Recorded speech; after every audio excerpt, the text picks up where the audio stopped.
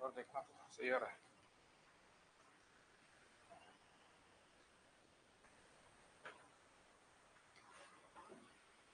थोड़ा जी।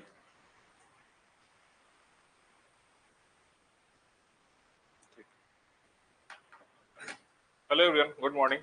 ऑनलाइन कोई है क्या? एक बार कमेंट कर देना ऑनलाइन आवाज आ रहा है कि नहीं, ऑडियो वीडियो क्लियर है कि नहीं। ठीक है, आ गया है ना। चलो ठीक है, कर दो।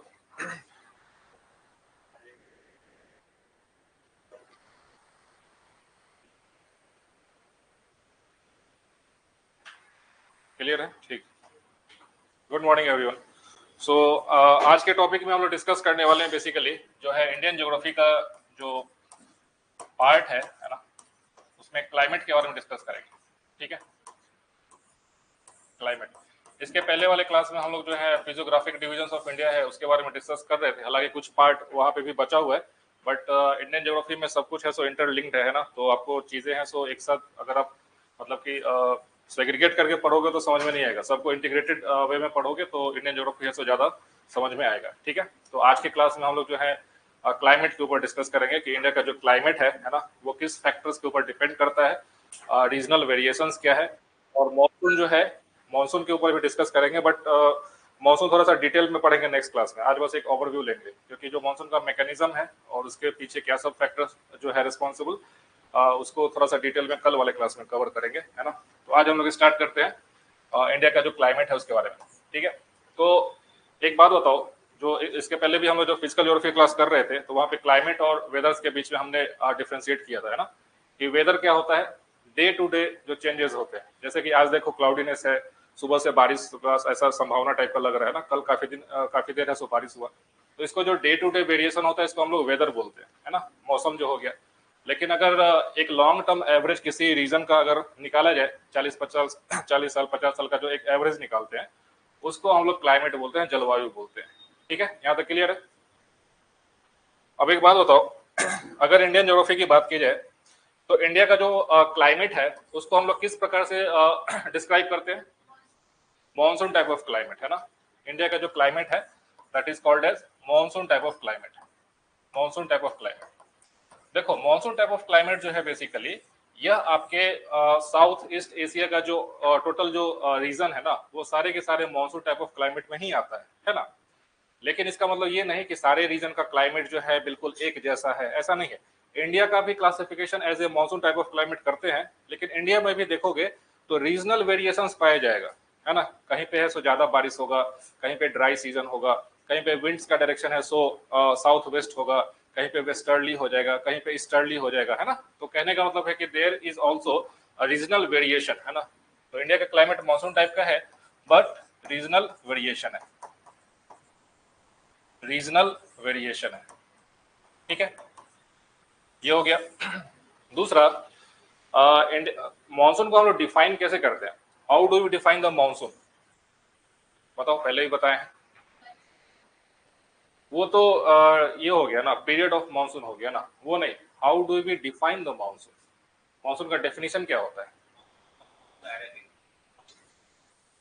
ठीक है, वो आपने मॉनसून वर्ड का एक्सप्लेनेशन दिया कि मौसम वर्ड से, मौसम वर्ड से है सो मॉनसून बना है ना। But I am not asking that, I am asking कि आप मॉनसून को डिफाइन कैसे करोगे?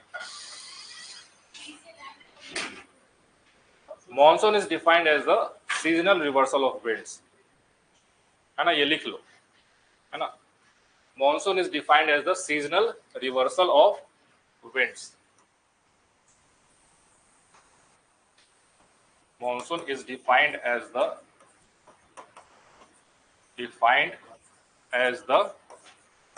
seasonal reversal seasonal reversal of winds, है ना। Monsoon is defined as the seasonal reversal of winds. ठीक है, ये आपसे पीटी में है ना सीधा सीधा स्टेटमेंट पूछ देता है कि which of the following climate has the characteristics of seasonal reversal of winds, तो क्या आंसर करोगे वहां पे? मॉनसून, है ना।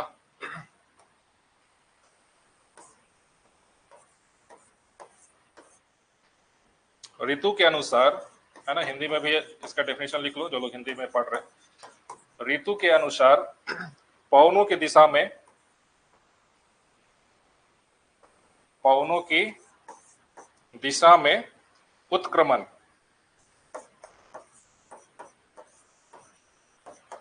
ठीक है, उत्क्रमण, है ना, यही मानसून का है सो डेफिनेशन है। सीजन के हिसाब से, ऋतु के हिसाब से अगर विंड्स का जो है डायरेक्शन अगर चेंज हो जाता है, रिवर्सल हो जाता है ना, एकदम रिवर्सल हो जाता है, उसी को हम लोग मानसून कहते हैं, है ना। कहीं भी किसी भी एग्जाम में अगर मेंस में सवाल पूछे मानसून के ऊपर, तो आप जो है सो इसी स्टेटमेंट से स्टार्ट करिएगा, है ना, कि monsoon is defined as the seasonal reversal of winds and it is the characteristic of the south characteristic of the climate of Southeast Asia including India, ठीक है। This is the introduction of your monsoon. अगर किसी भी exam में सवाल अगर ऐसा कुछ पूछे मानसून के ऊपर, तो ये आप इंट्रोडक्शन ऐसे दे सकते हैं। तो इस कीवर्ड को जो है सो आपको भूलना नहीं है, seasonal reversal of winds. Season के हिसाब से विंड्स का है सो रिवर्सल होता है, वो हम लोग आगे देखेंगे, है ना, कि किस तरीके से क्या सब फैक्टर्स होते हैं जिसकी वजह से विंड्स का जो है डायरेक्शन है सो चेंज हो जाता है। जैसे कि अभी जो है जो मानसून सीजन है ना, इसमें विंड्स का डायरेक्शन क्या होता है, साउथ वेस्ट, ठीक है, साउथ वेस्ट, है ना, north south east west, south west direction है, ठीक है, साउथ वेस्ट मानसून है ना। हमेशा ज्योग्राफी में कन्वेंशन कैसे यूज करते हैं, तो अगर कभी भी देखोगे तो ऐसे लिखेगा, या तो नॉर्थ ईस्ट लिखेगा, ठीक है, नॉर्थ वेस्ट लिखेगा, ठीक है, या तो साउथ ईस्ट या फिर साउथ वेस्ट, है ना। यानी कि पहले या तो नॉर्थ लिखा था या फिर साउथ लिखा था, उसके बाद ईस्ट वेस्ट कॉरस्पॉन्डिंग जो है सो लिख देते हैं। तो मॉनसून विंड्स का जो दिशा है, जो डायरेक्शन है, वो कैसा है, तो साउथ वेस्ट से स्टार्ट होकर के नॉर्थ ईस्ट की तरफ जा रहा होता है। तो जिधर से स्टार्ट होता है वही डायरेक्शन हम लोग यूज करते हैं, तो साउथ वेस्ट हो जाएगा, ठीक है। लेकिन जैसे से अक्टूबर नवंबर जब आएगा, है ना, जो विंटर सीजन आना स्टार्ट होगा, तो ये जो डायरेक्शन है बिल्कुल उल्टा हो जाएगा, इस तरीके से हो जाएगा, ठीक है, नॉर्थ ईस्ट कहलाएगा। समझ में आ गया। तो मौसम के अनुसार आप देखिए, तो साउथ वेस्ट से नॉर्थ ईस्ट, फिर नॉर्थ ईस्ट से साउथ वेस्ट, फिर साउथ वेस्ट से नॉर्थ ईस्ट, इसी मैकेनिज्म को हम लोग मॉनसून कहते हैं, ठीक है। सीजनल रिवर्सल ऑफ विंड्स हो गया, ठीक। अब देखो इंडिया का जो क्लाइमेट है किन सब फैक्टर्स पे जो है डिपेंड करता है ना। Factors which determine the climate of India, किन सब कारकों से भारत का जो है जलवायु, है ना, उस पर डिपेंड करता है, निर्भर करता है, किन सब कारकों पर निर्भर करता है। Factors responsible for climate of India, factors responsible for climate of India, ठीक है। बताओ क्या सब फैक्टर्स होते हैं। ये हम लोग जो फिजिकल ज्योग्राफी पढ़ रहे थे तो वहां पर भी डिस्कस किए थे कि जो क्लाइमेट है वो किन सब फैक्टर्स पे डिपेंड करता है। इंसोलेशन, ठीक है, सबसे पहले लैटिट्यूड बोल दो ना उसको, है ना, लैटिट्यूड के हिसाब से चूंकि इंसोलेशन वेरी करता है ना। तो सबसे पहला होगा लैटिट्यूड यानी कि अक्षांश, ठीक है ना, अक्षांश लैटिट्यूड, ठीक है। तो इंडिया जो है सो एक बात बताओ, इंडिया जो है सो ट्रॉपिकल रीजन में है या फिर टेम्परेट रीजन में है, किसमें है, सब ट्रॉपिकल किसमें है, सब ट्रॉपिकल पूरा का पूरा, ऑलमोस्ट 50% जो है इंडिया का ट्रॉपिकल रीजन है और 50% जो है सो सब ट्रॉपिकल रीजन है। मैप से आप देख लो तो समझ में आ जाएगा, ठीक है। यहाँ पर आपको ट्रॉपिक ऑफ कैंसर है सो दिख रहा होगा, है ना, इसको थोड़ा जूम कर देते हैं।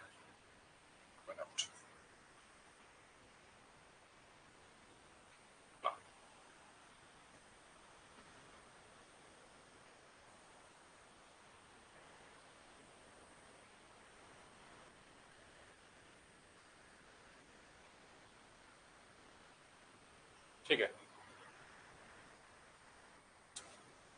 ट्रॉपिक ऑफ कैंसर दिख रहा होगा। कितने स्टेट से पास करता है, कौन सा स्टेट,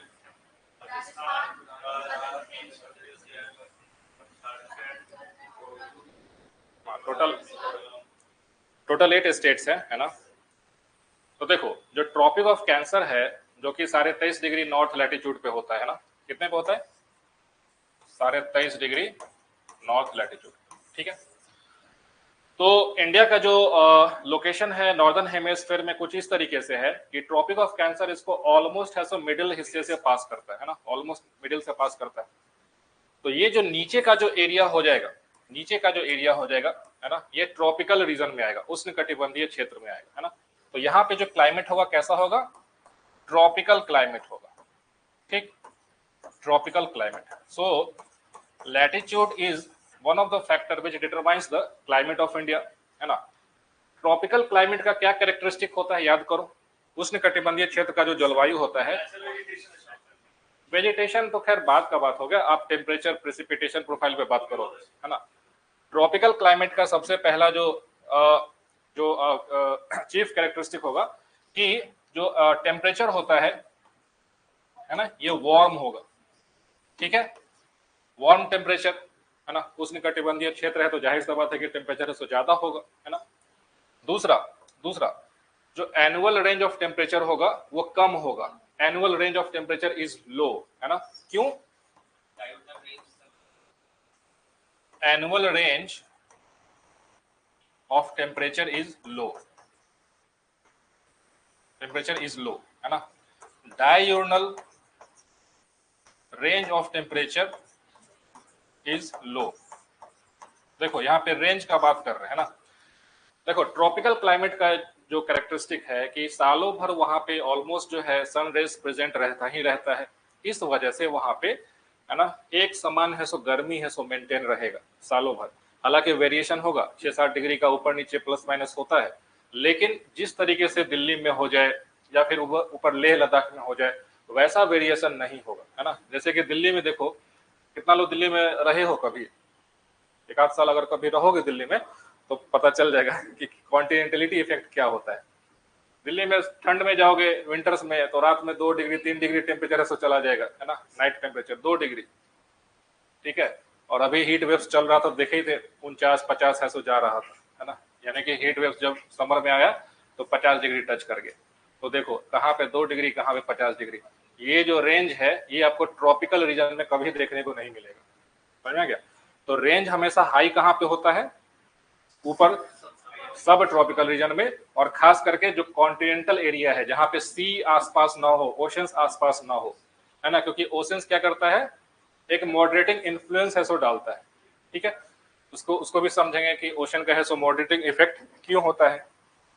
ये हो गया ऊपर का जो रीजन है, दिस इज योर सब ट्रॉपिकल, है ना, सब ट्रॉपिकल रीजन, सब ट्रॉपिकल रीजन है। ठीक है, उपोष्णकटिबंधीय इसको बोलते हैं सब ट्रॉपिकल को या फिर टेम्परेट भी कई बार इसी को बोलेंगे, बट सब ट्रॉपिकल रीजन जो है सो ज्यादा सुटेबल है यहाँ पे। सब ट्रॉपिकल रीजन में क्या होगा, है ना, यहाँ पे क्या होगा कि very high annual range of temperature. ठीक है, यहाँ पे क्या होगा, very high annual range of temperature. ठीक है, annual range of temperature, very high annual range of temperature होगा, है ना। दूसरा यहाँ पे आप देखो continentality effect is more pronounced here. ठीक है, continentality effect is more pronounced in the upper latitudes in India. Continentality effect, continentality effect is more pronounced, is more pronounced, है ना। इस वजह से यहाँ पे जो है रेंज ऑफ टेम्परेचर है सो ज्यादा होगा। ठीक है, ये हो गया एक फैक्टर। दूसरा फैक्टर बताओ, दूसरा फैक्टर ये समझ में आ गया कि लैटिट्यूड जो है किस तरीके से डिफाइन करेगा। तो इसको आप लिख सकते हो कि the Tropic of Cancer, the Tropic of Cancer divides India, divides India into two halves, into two halves, into two halves, यानी कि जो है कर्क रेखा जो है भारत को जो है 2 बराबर भागों में है सो विभाजित जो है सो करता है। इसके वजह से जो दक्षिणी क्षेत्र है वहाँ पे जो है उष्णकटिबंधीय जलवायु है, बाकी जो उत्तरी क्षेत्र है वहाँ पे उपोष्णकटिबंधीय जलवायु है ना। Therefore therefore the climate in southern India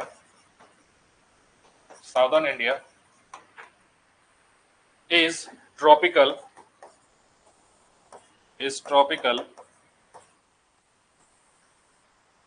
whereas the climate in northern India comes under subtropical climate. Whereas the climate in North India comes under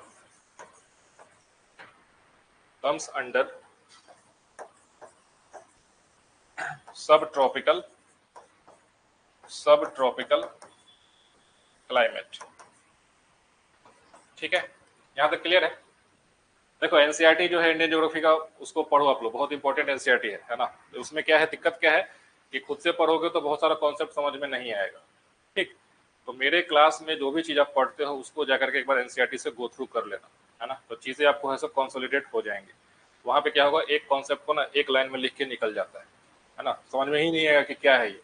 ठीक है, लेकिन क्लास करने के बाद आप उसको पढ़ोगे तो आपको वो चीजें और अच्छे से समझ में आ जाएंगी। तो एनसीईआरटी को बेस बना के पढ़ना है ना। क्लास 11 का एनसीईआरटी जो इंडियन ज्योग्राफी है उसको आप पढ़ो।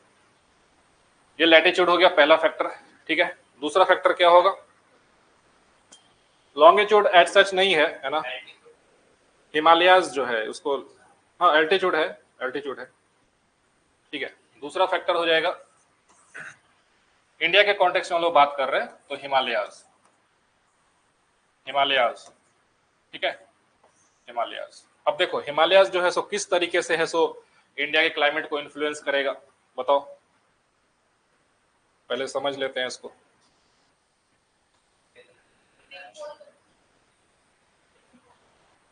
क्या होगा,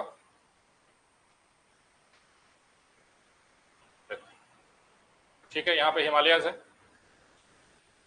हिमालयाज, पीर पंजाल रेंज इधर नीचे है, जास्कर रेंज है ना, काराकोरम रेंज है ऊपर में। ठीक है, इधर है सो और जाओगे तो माउंट कैलाश रेंज सब आ जाएगा, जो कि ट्रांस हिमालयाज का पार्ट होता है ना, हमने डिस्कस किया था। ठीक है, हाँ हाँ वही।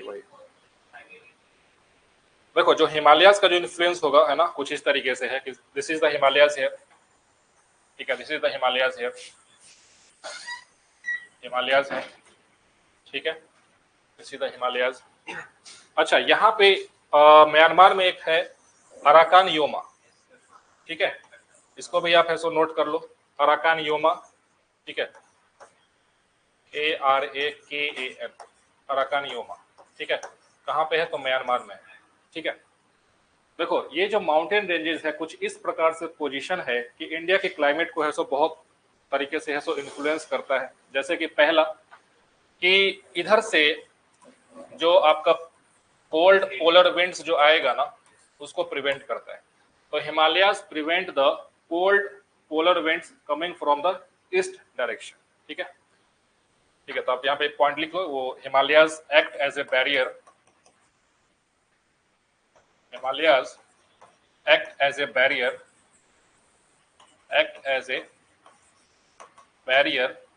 to the cold polar winds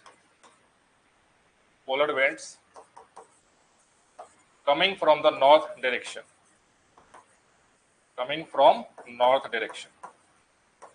यानी कि हिमालय जो है उत्तर से जो है ध्रुवीय जो ठंडी हवाएं हैं, जो पवने हैं है ना, उसको है सो भारत के जो मैदान है उस पर आने से रोकता है ना। तो हिमालय जो है एक बैरियर है वहां पे। अगर हिमालय नहीं होता तो क्या होता कि ये जो कोल्ड विंड्स है, इसके वजह से आपका जो मेन लैंड जो इंडिया है, जो खास करके इंडो गैंगेटिक प्लेन्स है और जो सेंट्रल इंडिया है, यहाँ पे काफी जो है सो कोल्ड क्लाइमेट हो जाता है ना, कोल्ड क्लाइमेट हो जाता है। दूसरा कैसे इन्फ्लुएंस करता है, तो दूसरा फैक्टर है कि Himalayas also act as a barrier to the southwest monsoons, and the monsoon winds follow the foothills of Himalayas, और इसकी वजह से कुछ इस तरीके से मॉनसून विंड जो है सो ट्रैप हो जाता है। समझ में आ गया? ठीक, ये क्लियर है कि मॉनसून का जो विंड होगा उसको भी हिमालय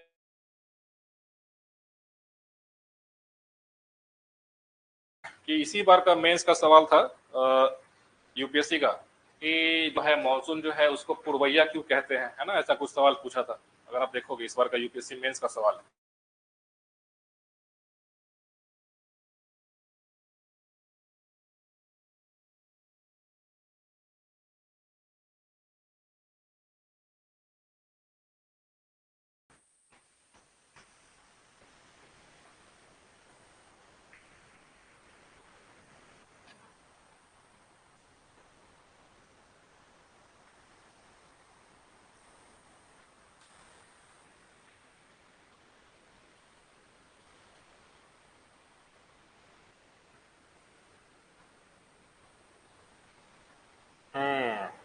देखो,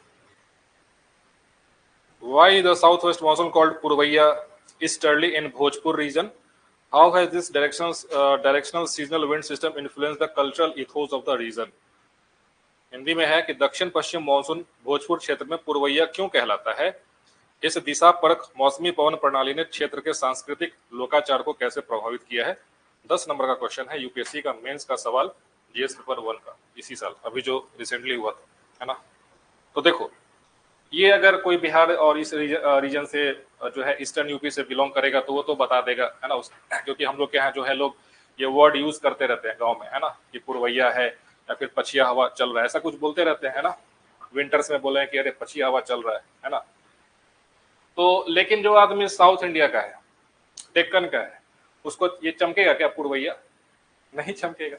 वो तो सोचेगा कि अरे क्या पूछ दिया यूपीएससी, है ना। ये जाहिर सा बात है कि कोई ना कोई फैकल्टी जो इधर का ही प्रोफेसर रहा होगा अपने गैंगेटिक प्लेन्स का, उसी ने इस सवाल को है सो फ्रेम किया है। ठीक है, तो देखो यहाँ पे अगर आपको लॉजिक भी अगर समझ में आ जाएगा कि हिमालय किस तरीके से साउथ वेस्ट मानसून को जो है सो मोड़ता है, बेंड करता है, तो देखो क्या यहाँ पे इस वाले रीजन में ईस्टर्ली डायरेक्शन हो गया कि नहीं, है ना, मॉनसून विंड्स का। अगर हिमालय नहीं होता तो क्या होता, ये विंड्स आगे प्रोग्रेस कर जाता, है ना, ऊपर प्रोग्रेस कर जाता। But due to the position of Himalaya these winds are deflected northwards, westwards, है ना, इन द ईस्टर्ली डायरेक्शन। इसी वजह से आप देखो तो यहाँ पे है सो पुरवैया इसको आप कह दोगे। ठीक है, तो यही रीजन था उसमें। बाकी इसमें है सो कल्चर से जोड़ दिया सवाल को, है ना। तो ये नहीं पूछा कि इसका इन्फ्लुएंस बताओ, इसको कल्चर से जोड़ दिया। अब इसको कैसे हैंडल करेंगे, कल्चरल इथोस से कैसे?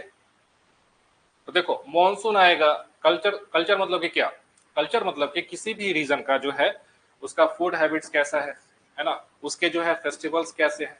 ठीक है, वहाँ पे जो रिलीजियस जो उनके जो भी आइडियोलॉजी है वो किस तरीके से वहाँ पे प्रोपाउंड हुआ है। कल्चर में यही सब चीज आता है ना, खान पान का हैबिट, उनका रहन सहन, है ना, उनका कपड़ा कैसा है ना, परिधान कैसा है। तो बताओ कि ये पुरवैया, ये जो मॉनसून है, इस रीजन के कल्चर को कैसे प्रभावित किया है? देखो अगर ये पूरा का पूरा रीजन ले लोगे तो क्या ये राइस बेल्ट है कि नहीं? फूड हैबिट्स में स्टेपल क्रॉप क्या है? राइस है। राइस क्यों होता है? वाटर अवेलेबिलिटी है, मानसून की वजह से बारिश होता है। अभी पूरे नॉर्थ बिहार में अगर कहीं भी, हालांकि साउथ बिहार भी अभी बारिश में खैर है, अगर जाओगे मैक्सिमम जगह तो लोग जो है सो धान रोपने के लिए है सो खेत को तैयार कर रहे हैं, है ना। अगर सपोज कि मानसून नहीं होता तो, बारिश नहीं होता तो, है ना, तो हो सकता है कि कुछ और क्रॉप हम लोग, है ना, जो कि कम बारिश में हो जाए, जैसे जैसे कि जौ, बाजरा, जो कि इधर नॉर्थ वेस्ट वाले रीजन में सो ज्यादा होता है। हो सकता है कि वैसा जो है फूड हैबिट्स यहाँ पे हो जाए, है ना। अगर आप राजस्थान में जाओगे, गुजरात में जाओगे, काठियावाड़ वाले रीजन में, तो यहाँ पे लोग जो है सो राइस और व्हीट नहीं खाते हैं, है ना। वहाँ पे ज्वार का, है ना, बाजरे का रोटी, ये सब है सो ज्यादा वहाँ पे पॉपुलर है। क्यों? क्योंकि वहाँ का क्लाइमेट ऐसा है कि बारिश, वहाँ पे रेनफॉल वैसा होता ही नहीं है ना। उनके लिए है सो राइस जो है सो एक लग्जरी का आइटम हो जाएगा, है ना। तो इस तरीके से जो है आप चीजों को, है ना, मानसून की वजह से आप कैसे किसी जगह का फूड हैबिट्स कैसे ये डेवलप हुआ है ना। अब देखो बंगाल के बारे में, सॉरी बंगाल नीचे है ना, ये नीचे, ये वाला रीजन, बंगाल के रीजन में देखो, है ना, यहाँ पे आप देखो तो बंगाली कल्चर में सो फिश ईटिंग हैबिट्स जो है सो उनके कल्चर का पार्ट है, डाइट का पार्ट है। क्यों? वाटर अवेलेबल है वहाँ पे, है ना। वहाँ पे आप देखोगे अगर कोलकाता में या फिर कहीं भी जाओगे वेस्ट बंगाल में, तो बहुत सारा है सो, है ना, पोखर, उसको पुकुर बोलते हैं, है ना। अगर बंगाल में जाओगे तो उसको पुकुर बोलते हैं। ठीक है, पोखर को लोग बंगाल में है सो पुकुर बोलते हैं, है ना। तो इसके पुकुर के नाम से बहुत जगह रीजनल जो है सो लोकेलिटी का नाम भी रहेगा, है ना। ये पुकुर वहां पे ऐसे ऐसे करके है ना उनका नाम रहता है। तो ये वाटर अवेलेबिलिटी चूंकि है वहां पे, इसकी वजह से फिशिंग जो है सो होता है वहां पे, फिश जो है सो आप उसको कल्टीवेट कर सकते हो, इस वजह से उनके डाइट में जो है सो ये सब चीजें है ना। तो आप इस तरीके से अपने आंसर्स को है सो फ्रेम कर सकते हो, है ना। ये हो गया। तो हिमालय का इन्फ्लुएंस आपने देखा कि एक तो है सो इनकमिंग कोल्ड विंड्स को ये है सो रोकता है, दूसरा मॉनसून विंड्स को है सो डिफ्लेक्ट करेगा, है ना। ये हो गया। थर्ड फैक्टर बताओ। बिल्कुल, डिस्ट्रीब्यूशन ऑफ, है ना। तो आप ये लिख लो 2 पॉइंट यहाँ पे कि prevents prevents cold winds, cold polar winds from entering in India, from entering in India, है ना। यानी कि ध्रुवीय पवनों को भारत में आने से रोकता है,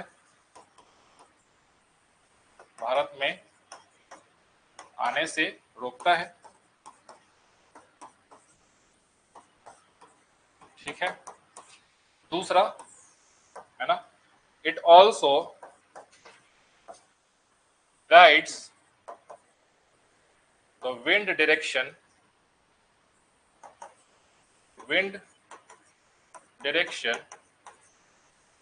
of southwest monsoon, southwest monsoon, है ना।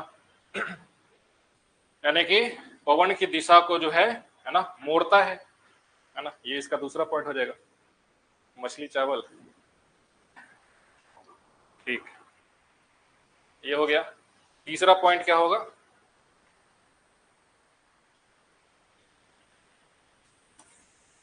तीसरा point, distribution of land and ocean, distribution of land and ocean.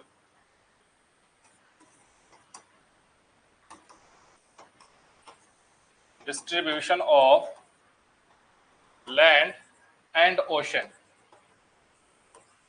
Land and ocean, ठीक है। तो यहां पे आप इस चीज को समझो कि अगर आप इंडिया की बात करते हो तो साउथ इंडिया जो है सो आप देखो, 3 तरफ से जो हमारा पेनिनसुला है ना, ये हमारा ओशन से है सो घिरा हुआ है ना। अगर आप भारतीय प्रायद्वीप की बात करते हो, है ना, this is your Indian peninsula basically, पूरा का पूरा जो है इंडियन पेनिनसुला का पार्ट हो जाएगा ये, ठीक है। आप देखो तो तीनों तरफ से है सो, है ना, पानी से घिरा हुआ है, ठीक है। जैसे कि इधर देखो, दिस इज योर अरेबियन सी, अरब सागर है, बंगाल की खाड़ी,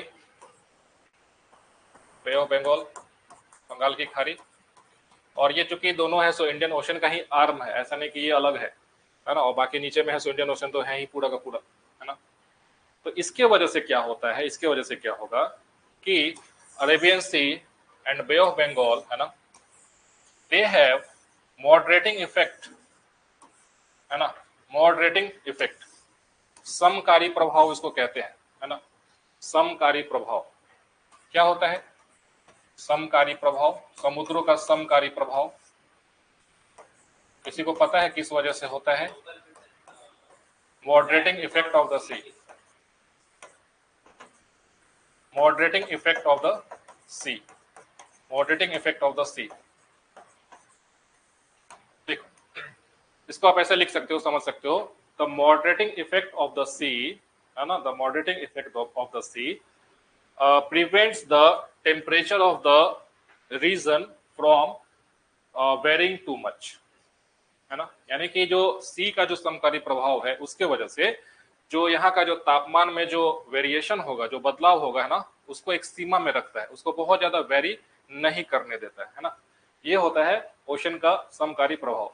इसके पीछे का साइंस क्या है, ऐसा क्यों होता है? हाँ, लैंड ब्रिज और सी ब्रिज। देखो, इसके पीछे का वजह ये है ना, आप इसको ऐसे समझ सकते हो, moderating effect of the sea, moderating effect of the sea कैसे काम करता है उसको समझो।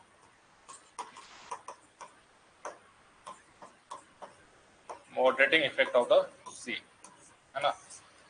यहाँ पे लैंड ब्रिज और सी ब्रिज का है सो कॉन्सेप्ट होता है। Land breeze and sea breeze ये सभी है सो कोस्टल एरियाज में है सो होगा, कोस्टल एरियाज में है ना, जो तटीय जो क्षेत्र है वहां पे आपको लैंड ब्रिज और सी ब्रिज है सो देखने को मिलेगा। कैसे, तो समझो कि ठीक है ना, सपोज कि ये है सो ओशन है ना, समुद्र है, और ये जो है सो कोस्टल एरिया है, कोस्टल एरिया है ना, कुछ इसी तरीके से तो होगा, ओशन होगा, कोस्ट होगा। अब देखो during day time, day time दिन के समय क्या होगा है ना, दिन के समय क्या होगा कि सूरज की वजह से है सो रोशनी आपको देखो ओशन के ऊपर भी आएगा और कोस्टल एरियाज में भी आएगा है ना, लेकिन दोनों एक समान तरीके से गर्म नहीं होते हैं। ठीक है, ज्यादा गर्म कौन होता है, लैंड वाला है ना। इस चीज को याद रखो, एक कॉन्सेप्ट है ना, इसको याद रखो। इसी को कहते हैं differential heating and cooling of the ocean and lands, है ना। सो क्या कहते हैं, डिफरेंशियल हीटिंग। डिफरेंशियल हीटिंग का मतलब, differential heating of the land and sea. Differential heating, differential heating का मतलब होता है कि अगर एक समान ऊर्जा अगर लैंड को भी दिया जाए और सी को भी दिया जाए, तो जो लैंड होगा वो जल्दी है सो ज्यादा गर्म होगा, ठीक। सी जो है सो लेट से गर्म होगा, ठीक। सेम उसी तरीके से अगर ठंडा किया जाएगा तो जो लैंड है वो जल्दी ठंडा हो जाएगा, और जो सी है, जो ओशन है, वो लेट से ठंडा होता है। समझ में आ गया है ना। इस कॉन्सेप्ट को अपने दिमाग में बैठा लो, इसके ऊपर है सो आए दिन आपसे सवाल ऐसे पूछा जाता है, differential heating of land and sea. इसके पीछे का वजह क्या है कि ओशन जो है सो क्यों लेट से गर्म होगा, या फिर कॉन्टिनेंट्स क्यों जल्दी गर्म हो जाता है, बताओ। स्पेसिफिक हीट कैपेसिटी तो है, लेकिन ऐसे बताओ, एल्बिडो नहीं, टेरेस्ट्रियल हीटिंग, अरे बताए थे ये वाला क्लास में। देखो क्या होगा, अगर सपोज कि सन है यहाँ पे है ना, सन रेज है, ठीक है, ओशन के ऊपर भी आ रहा है सन रेज और लैंड के ऊपर भी जा रहा है ना। तो हमने क्या पढ़ा अभी कि डिफरेंशियल हीटिंग होता है, लैंड जो है सो जल्दी गर्म होता है, ज्यादा गर्म होता है ना, ओशन जो है सो लेट से गर्म होता है। इसके पीछे का वजह यह है कि अगर बताओ पारदर्शी है सो कौन है यहाँ पे, ट्रांसपेरेंसी किसका है, वाटर का ज्यादा है, ठीक है, और लैंड का जो है सो बिल्कुल भी नहीं है, ओपेक है ना, लैंड तो ओपेक हो जाएगा। प्लस मूवमेंट किस में है जी, वाटर में, वाटर में, एयर में, है ना, ये सब में मूवमेंट होता है। बट क्या लैंड में मूवमेंट है क्या, मतलब टेक्टोनिक प्लेट्स वाला छोड़ दो, ऐसे जो जिस तरीके से पानी मूव कर सकता है वैसा तो नहीं मूव करता है। तो इस वजह से क्या होगा कि सपोज कि जो भी सोलर जो है, एक मिनट, जो भी एनर्जी आएगा ना वो, हालांकि ये पूरा डेप्थ तक नहीं, बट ऊपर जो टॉप जो 400-500 मीटर का जो डेप्थ है और 300-400 मीटर का जो डेप्थ है, वहां तक जो है सो सन रेज जो है सो है ना नीचे जाएगा, पेनिट्रेट करेगा, है ना। इसके वजह से क्या होगा है ना कि जो एनर्जी है वो काफी दूर में है सो डिस्ट्रीब्यूट हो जाता है ना, काफी दूर में फैल जाता है ना। लेकिन हमारा जो लैंड है ना, इस पे क्या होगा, सेम यहीं पे जो है उसी रीजन पे है सो बार बार है सो सोलर रेज यहीं पे आते रहेगा, यहीं पे आता रहेगा, इसको है सो जल्दी गर्म कर देगा। दूसरा, जो ओशन वाटर्स है वो एक जगह से दूसरी जगह पे डिस्प्लेस भी हो जाता है ना। तो इस वजह से आप देखिए तो डिफरेंशियल हीटिंग होता है लैंड का और सी का। अब इसका प्रभाव क्या होगा उसको समझो।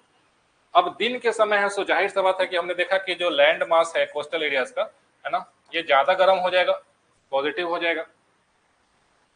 तो अगर कहीं पे भी लैंड मास गर्म होगा तो वहां का है सो हवा भी गर्म हो जाएगा, हवा गर्म हो जाएगा। और आपको मालूम है कि जब हवा गर्म होता है तो क्या होता है, राइज करता है ना। ये तो सिंपल फिजिक्स है जी, कि अगर कहीं पे भी एयर को गर्म करोगे तो हल्का होकर के उसका घनत्व तो कम होगा, डेंसिटी कम होगा, और वो है सो ऊपर राइज कर जाएगा, है ना, राइज कर जाएगा। तो इसकी वजह से क्या यहाँ पे एक लो प्रेशर बना, लो प्रेशर बनेगा, लो प्रेशर बनेगा, ठीक। तो जब ये लो प्रेशर बनेगा और ओशन के ऊपर देखो कि ओशन के ऊपर यहाँ के कंपैरिजन में, इसके कंपैरिजन में क्या यहाँ पे है सो थोड़ा सा ठंडा है कि नहीं, है ना, ठंडा है, क्योंकि ओशन है सो उतना ज्यादा गर्म हुआ ही नहीं है। इसके वजह से ये जो विंड्स होगा है ना, यहाँ से लो प्रेशर जहाँ पे क्रिएट हुआ वहां की ओर है ना स्टार्ट हो जाएगा, एक विंड है सो स्टार्ट हो जाएगा। समझ में आ गया? कब हुआ? दिन के समय में, दिन के समय में है ना, दिन के समय में। So this is called as your sea breeze. इसी को हम लोग क्या कहेंगे? सी ब्रिज, सी ब्रिज है ना। और फिर ये साइकिल जो है कुछ इस तरीके से कंप्लीट हो जाता है। ये ऊपर में हवा जाएगा और थोड़ा सा ठंडा होगा और फिर आकर के यहाँ पे है सो है ना फिल कर देगा। तो ये एक साइकिल है सो बन गया।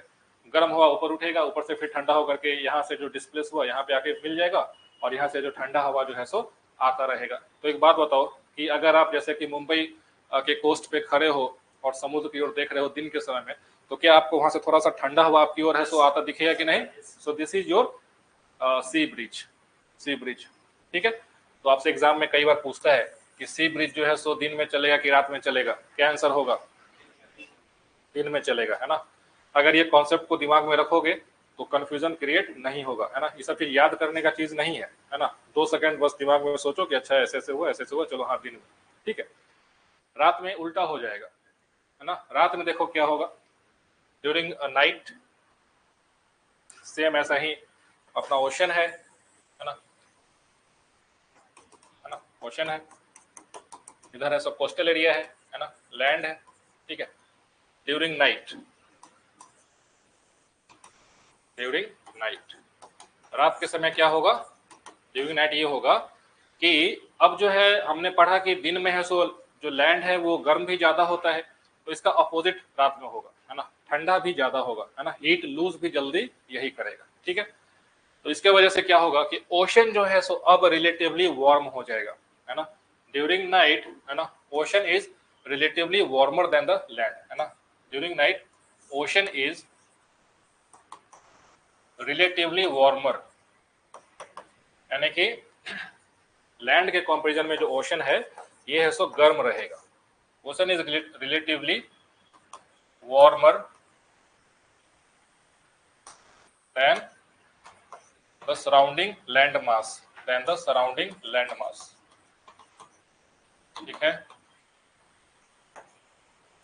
इसके वजह से क्या होगा कि रात के समय अब यहाँ पे जो है टेम्परेचर ज्यादा है ना, इसके वजह से अब यहाँ पे है सो एयर जो है सो गर्म होकर के थोड़ा सा ऊपर उठेगा। समझ में आ गया? तो क्या यहाँ पे लो प्रेशर क्रिएट हुआ कि नहीं? लो प्रेशर है ना। ठीक है। अब इसके वजह से क्या होगा कि लैंड जो है सो रिलेटिवली ठंडा है, तो यहां से कोल्ड एयर जो है सो है ना स्टार्ट करेगा और इसको फिल करेगा आकर के, और अल्टीमेटली ये जो साइकिल है ना, ये साइकिल जो है ना ऐसा कंप्लीट हो जाएगा, साइकिल कंप्लीट हो जाएगा। तो यही पैटर्न जो है आपको देखने को मिलेगा है ना। ठीक है। फ्रॉम लैंड टू ओशन है ना, ये साइकिल आपको देखने को मिलेगा कब? तो रात के समय में, during night. So this is called as the land breeze. ठीक है। This is called as the land breeze, this is your land breeze. तो देखो इसका प्रभाव क्या पड़ा कि दिन के समय जब ये ज्यादा गर्म होने की कोशिश कर रहा था तो सी जो है सो एक ठंडा हवा भेज दिया है ना। This is called as the moderating effect of the sea है ना। और ये ट्रॉपिकल रीजन में है, इंडिया का जो नीचे वाला हाफ है सो ट्रॉपिकल रीजन में है, तो राउंड द ईयर ये सो फिनोमेना चलते रहेगा। तो क्या एक बात बताओ कि क्या साउथ इंडिया का जो कोस्टल जो रीजन्स है, क्या उसका टेम्परेचर में बहुत ज्यादा वेरिएशन आएगा? क्या नहीं आएगा। तो यही वजह है कि साउथ का जो आप कोस्टल सिटीज में अगर कभी आप जाके रहो, जैसे कि चेन्नई में चले जाओ, मैंगलोर में चले जाओ, कहीं भी जाओ, मुंबई में चले जाओ, वहां पे आपको दिन और रात में बहुत ज्यादा टेम्परेचर का वेरिएशन देखने को नहीं मिलेगा। समझ में आ गया? ठीक है।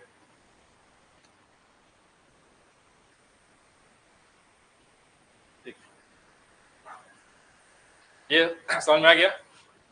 अब जो है ये जो है कोस्टल एरियाज में ही बस होगा, और जहां पे कॉन्टिनेंटल एरियाज है वहां पे ये चीजें नहीं होंगी है ना। तो आप इसको ऊपर देखो, अब इस वाले रीजन में आ जाओ है ना, नॉर्थ इंडिया में आ जाओ। यहाँ का पूरा जो एरिया है ना, इधर देखो तो पाकिस्तान है, ठीक, इधर चले जाओ चाइना, तिब्बत, ठीक है, यानी कि पूरा का पूरा है सो लैंडलॉक्ड एरिया है। अगर आप देखो नॉर्थ इंडिया का जो पार्ट है ना, ये जो हाफ है ना, ये पूरा पूरा है सो लैंडलॉक्ड एरिया है ना। आप इसको कह सकते हो दिस इज लैंडलॉक्ड। इसके वजह से यहाँ पे कोई भी मॉडरेटिंग इफेक्ट ऑफ सी नहीं होगा, है ना। इसके वजह से यहाँ पे एक्सट्रीम्स ऑफ टेम्परेचर है सो पाया जाएगा। इसको क्या बोलते हैं? कॉन्टिनेंटलिटी इफेक्ट, है ना। It is called as the continentality effect. Continentality effect. Continuity effect means absence of moderating effect of the oceans, and because of the continuity effect the temperature variation is high, है ना। range of temperature is high। ठीक है, ये point हो गया।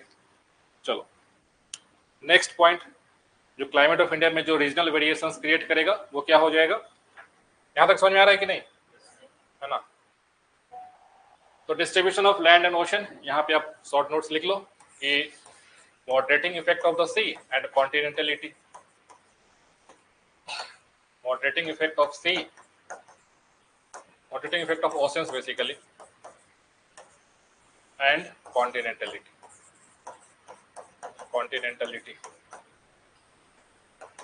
ये हो गया। Next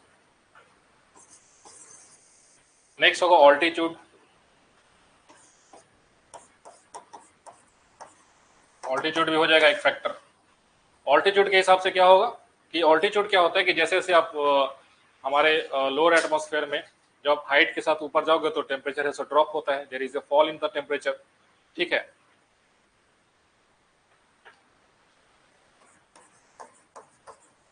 there is a fall in temperature as we go up, है ना, as we go up। ठीक है, तो इसकी वजह से क्या होगा कि जो रीजन है सो ज्यादा ऑल्टीट्यूड पे रहेगा, है ना। जो भी रीजन ज्यादा ऑल्टीट्यूड पे रहेगा वहां पे ठंडा क्लाइमेट रहेगा, है ना। लेकिन जो मैदानी हिस्सा में रहेगा, प्लेन्स में रहेगा, वो थोड़ा सा वार्म रहेगा, है ना। ठीक है, तो देखो यहाँ पे आपके एनसीईआरटी में भी एक एग्जांपल दिया गया है कि जो दार्जिलिंग है और जो आगरा है वो है सो सेम लैटिट्यूड पे है, लेकिन उसके जो क्लाइमेट है उसमें काफी ज्यादा वेरिएशन होता है ना। दार्जिलिंग क्या है? हिल स्टेशन है ना। लोग जो है समर्स में देखोगे तो हिल्स की ओर जो है सो जाते हैं, है ना। तो जैसे दार्जिलिंग बेसिकली कहाँ पे है? वेस्ट बंगाल का हिस्सा है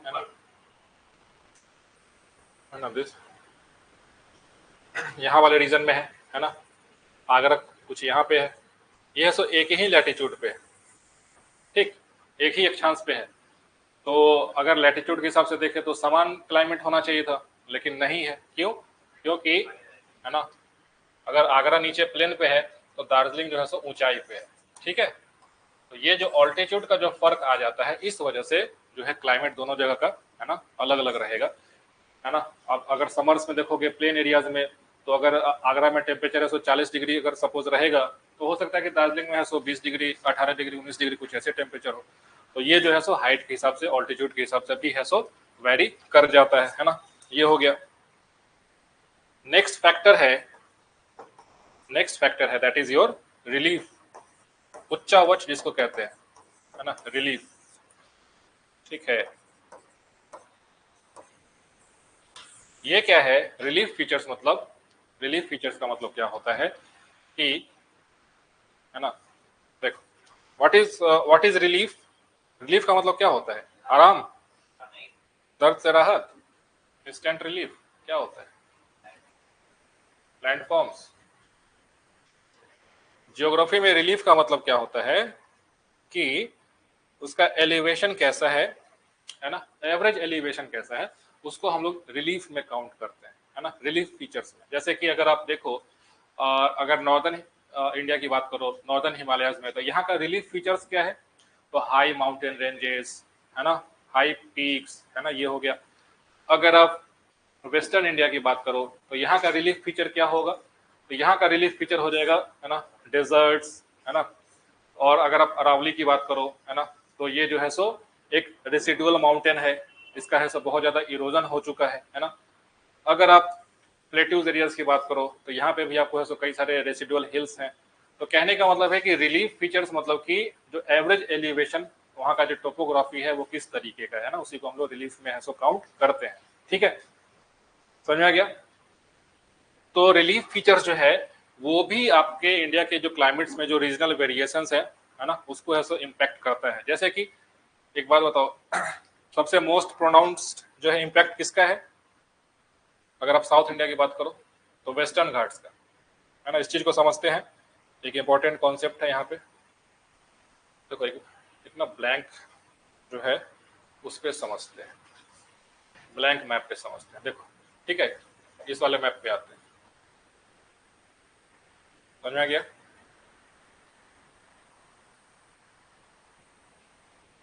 इस चीज को समझो, यहाँ पे कुछ इंपॉर्टेंट कॉन्सेप्ट आपको समझाने वाले हैं, थोड़ा ध्यान से समझिएगा।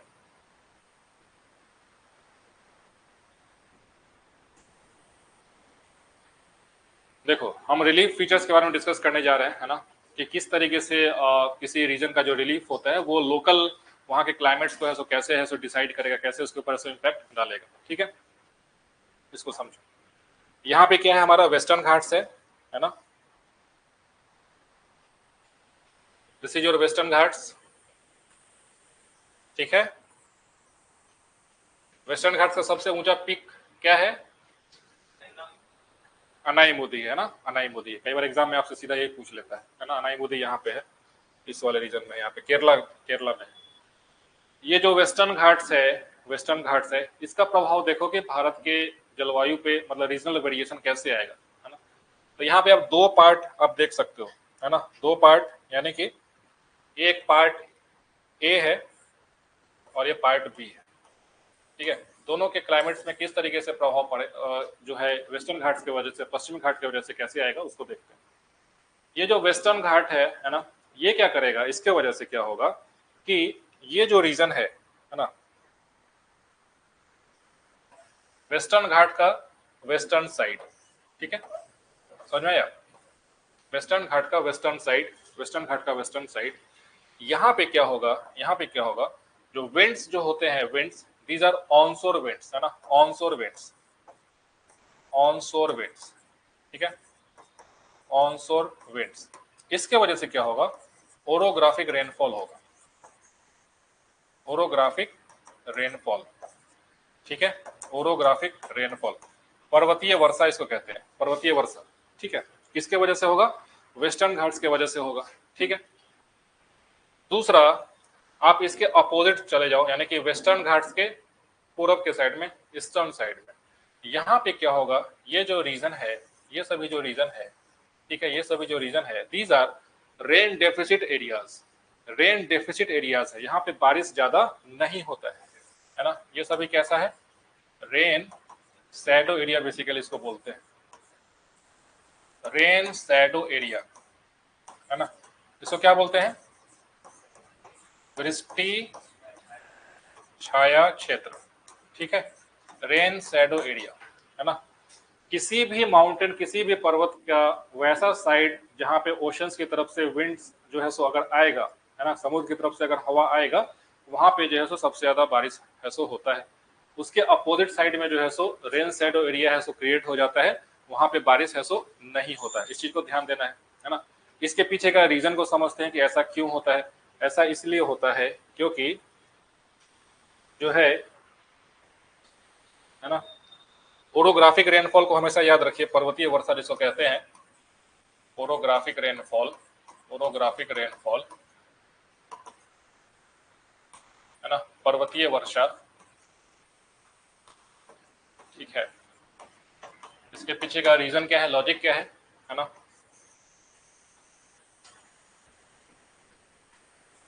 ठीक है, this is your ocean, ocean है, ये कोई माउंटेन है, माउंटेन है, इसको जो है सो हम लोग विंडवर्ड साइड बोलते हैं, विंडवर्ड साइड, विंडवर्ड साइड, है ना, पवनाभिमुख, है ना, ये होता है विंडवर्ड साइड, मतलब जिस साइड से विंड्स जो है सो आके इस पे टकराएगा, है ना, इधर से जो है सो विंड्स जो है सो आके ऐसे टकराएगा।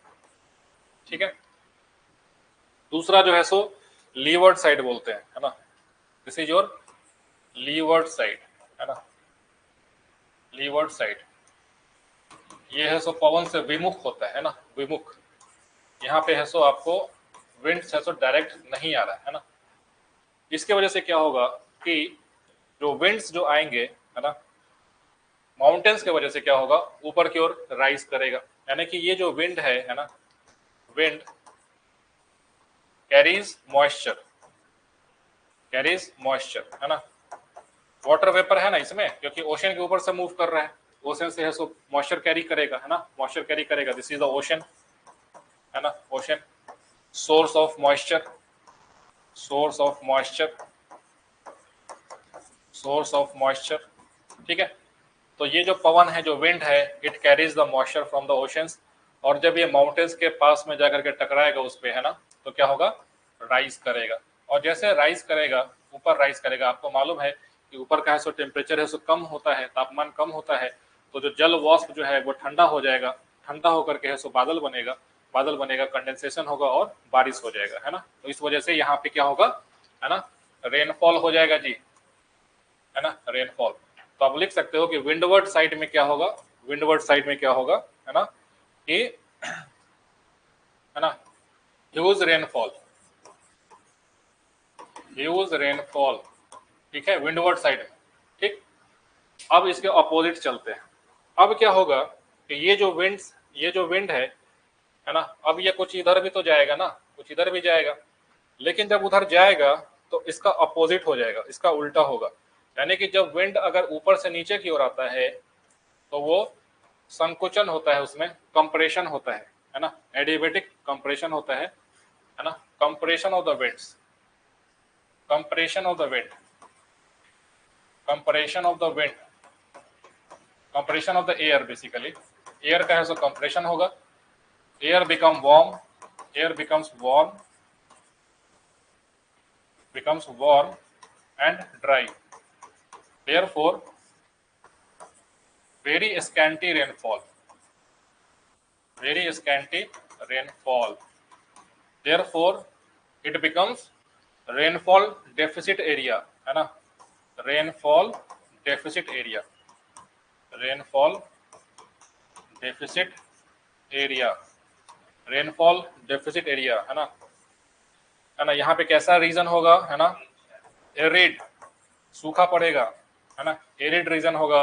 अगर डेजर्ट्स को भी कई बार ऐसा फॉर्मेशन में है सो है ना, हेल्प करता है, मरुस्थल भी बनाने में हेल्प करता है। जैसे कि हार्ड डेजर्ट तो खैर ऊपर में ऐसा कुछ नहीं है, विंडवर्ड ये वाला, नीचे में उधर एंडीज माउंटेन्स अगर साउथ अमेरिका में देखो है ना, अटकामा डेजर्ट है ना, ये सब जो है वहाँ पे रेन शैडो एरिया में सब है सो आता है। ठीक है, तो ये पॉइंट समझ में आ गया, बहुत इंपॉर्टेंट है कॉन्सेप्ट ये, आपको फिजिकल ज्योग्राफी में इसके ऊपर ऐसा सवाल पूछा जाता है ना, कि जो विंडवर्ड साइड होगा वहाँ पे कैसा जो है रेनफॉल का पैटर्न क्या होता है ना।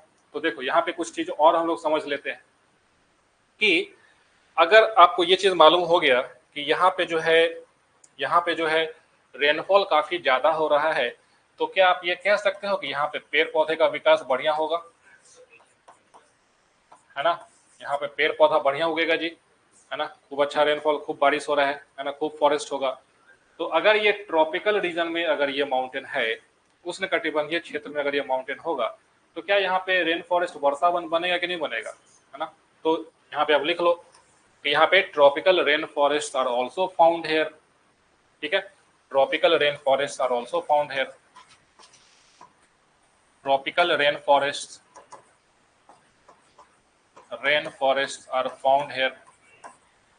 are found here। ठीक, अब एक बात बताओ, दूसरी तरफ चलते हैं। इधर जो है क्या बारिश ऐसा ज्यादा हो रहा है, यहाँ पे नहीं हो रहा है, तो यहाँ पे क्या होगा, इक्का दुक्का पेड़ होगा, है ना, वो भी बेचारा पतझड़ में जो है पूरा का पूरा उसका है सो पत्ता है सो झड़ जाएगा, क्योंकि पानी कम है ना। तो क्या यहाँ पे डेसिडुअस फॉरेस्ट ज्यादा होगा कि नहीं, तो आप ये लिख सकते हो कि जो लीवर्ड साइड होगा यहाँ पे है सो है ना, डेसिडुअस फॉरेस्ट होगा, डेसिडुअस फॉरेस्ट, जिसको पर्णपाती वन बोलते हैं। ठीक है, हिंदी में ऐसा नाम रहता है ना, पर्णपाती वन। ठीक है, यानी कि जो पत्ता जो है मौसम के हिसाब से जो है पतझड़ जब हो जाए उसको हम लोग, और उसका रीजन भी यही है कि जिस समय वाटर का डेफिसिट होगा तो जो प्लांट्स जो ट्रीज हैं है ना, वो क्या करेगा कि अपने पत्तों को, लीव्स को शेड कर देते हैं ताकि वाटर को कंजर्व कर सके, है ना। जड़ और स्टेम अगर जिंदा रहेगा तो पत्ता कल को भी नया हरा भरा आ जाएगा, है ना। इस वजह से जो है पत्ते की वजह से जो है, क्योंकि वाटर लॉस होता है ट्रांसपीरेशन के थ्रू, स्टोमेटा जो आप है ना पढ़ते होगे, है ना, बायो वाले क्लास में, तो वहां पे जो है इसकी वजह से जो है जो ट्रीज जो होते हैं सो अपने लीव्स को सेट कर देते हैं। तो ऐसे ट्रीज को हम लोग डिसिडुअस ट्रीज बोलते हैं, है ना। उसके ऊपर है सो सालों भर पत्ता नहीं रहेगा। लेकिन जो रेन फॉरेस्ट होता है ना, यहाँ पे कैसा ट्रीज रहता है, एवरग्रीन, सदाबहार, है ना, एवरग्रीन। तो एवरग्रीन फॉरेस्ट क्या कभी अपने पत्तों को जो है सेट करता है कि नहीं? नहीं सेट करता है, मतलब किसी एक सीजन में नहीं करता है ना। पत्ता उसका झड़ेगा, लेकिन सपोज कि ज्यादा ग्रो कर गया, अब उसका पत्ते का है सो उसका काम हो चुका है तो वो झड़ जाएगा, लेकिन किसी एक सीजन में नहीं होगा। राउंड द ईयर है सो नए पत्ते आते रहेंगे, राउंड द ईयर सो पत्ते झड़ते रहेंगे, है ना। सो एवरग्रीन फॉरेस्ट इसको बोलेंगे, ठीक है। ये हो गया, ठीक है। एक चीज और नोट कर लो, बहुत इंपॉर्टेंट बता रहे हैं, बहुत इंपॉर्टेंट बता रहे हैं, है ना। एक मिनट, इसको ध्यान दे दो। ये डायग्राम पे आप नोट कर लेना कि यहाँ पे जो है सॉइल जो बनेगा, सॉइल, मिट्टी, मिट्टी जो बनेगा, ये जब हम लोग इंडिया का सॉइल पढ़ेंगे ना तो वहां पे भी डिस्कस करेंगे, बट यहाँ पे नोट कर लो। यहाँ का जो मिट्टी होता है वो कैसा मिट्टी होता है, कमेंट करो, या किसी को मालूम है तो। What sort of soil is formed here, is present here? कौन सा? फर्टाइल, ह्यूमस कंटेंट जो है ज्यादा नहीं होगा वैसे, एवरग्रीन फॉरेस्ट में ह्यूमस कंटेंट ज्यादा नहीं होता है, लैक करना। Peaty soil, high canopy, peaty and marshy soil जो है बेसिकली वेटलैंड्स में होता है, वो मार्सी सॉइल जो है वो वेटलैंड्स में होगा। यहाँ पे जो है लेटराइट सॉइल का फॉर्मेशन होगा। जहां पे भी एक्सेसिव रेनफॉल हो और वो ट्रॉपिकल रीजन में हो तो वहां पे लेटराइट सॉइल का फॉर्मेशन होता है। इसको लिख लो, laterite soil is formed here. Laterite, laterite soil is formed due to excessive leaching, due to excessive leaching, है ना, due to excessive leaching, due to excessive leaching. अब लीचिंग क्या होता है जी? क्या?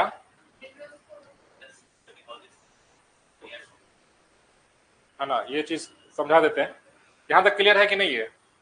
Laterite soil due to excessive leaching, laterite मिट्टी का है सो निर्माण होगा यहाँ पे, लेटराइट मिट्टी, ठीक है। आई होप कि ये सब चीज आपको है सो पिक्चर है सो क्लियर हुआ होगा, ठीक। अब वापस मैप पे आते हैं। तो अगर आप वेस्टर्न घाट्स की बात करो, वेस्टर्न घाट्स की बात करो, तो अब आप खुद ही आंसर करना कि सवाल पूछेंगे आप लोग आंसर करना कि रेन फॉरेस्ट है सो किधर पाया जाएगा, ए में कि बी में? ए में पाया जाएगा, ठीक है। डेसिडुअस फॉरेस्ट कहाँ पे होगा? बी में। रेनफॉल जो है सबसे ज्यादा कहाँ पे होगा? ए में। और रेन शैडो एरिया कौन सा है? बी है। और रेन फॉरेस्ट जो है, ठीक है, रेन फॉरेस्ट ए में हो जाएगा। लेटराइट सॉइल कहाँ पे होगा? ए में होगा, है ना, लेटराइट सॉइल है सो ए में होगा। तो देखो उस हिसाब से जो है सो एग्रीकल्चर भी है सो वेरी कर जाएगा, है ना, एग्रीकल्चर भी वेरी कर जाएगा, क्योंकि वाटर के ही अवेलेबिलिटी के ऊपर एग्रीकल्चर और सब जो है डिपेंड करता है। इसके वजह से अब चूंकि ये वेस्टर्न घाट्स के दोनों तरफ जो है सो बिल्कुल अपोजिट कॉन्ट्रास्टिंग है सो क्लाइमेट प्रेजेंट है, इस वजह से जो है आपको, है ना, अलग अलग चीजें देखने को मिलेगी। थोड़ा सा लेटराइट सॉइल के बारे में बता देते हैं, हालांकि ये सभी इंटीग्रेटेड क्लास है। देखो इंडियन ज्योग्राफी में या फिर पूरे ज्योग्राफी में भी जितने कॉन्सेप्ट्स हैं उसको आप आइसोलेशन में मत पढ़ो, ठीक है। सबको एक साथ जब पढ़ोगे ना कॉन्सेप्ट्स को लिंक करके तो चीजें आपको समझ में भी आएगी। आइसोलेशन में कुछ भी नहीं है, है ना। तो थोड़ा सा सॉइल के बारे में बता देते हैं कि लेटराइट सॉइल है सो क्या होता है, उसको समझ लो। लेटराइट सॉइल बेसिकली, देखो सॉइल क्या होता है, what is soil? Top most layer, ठीक है, सही बात है। सॉइल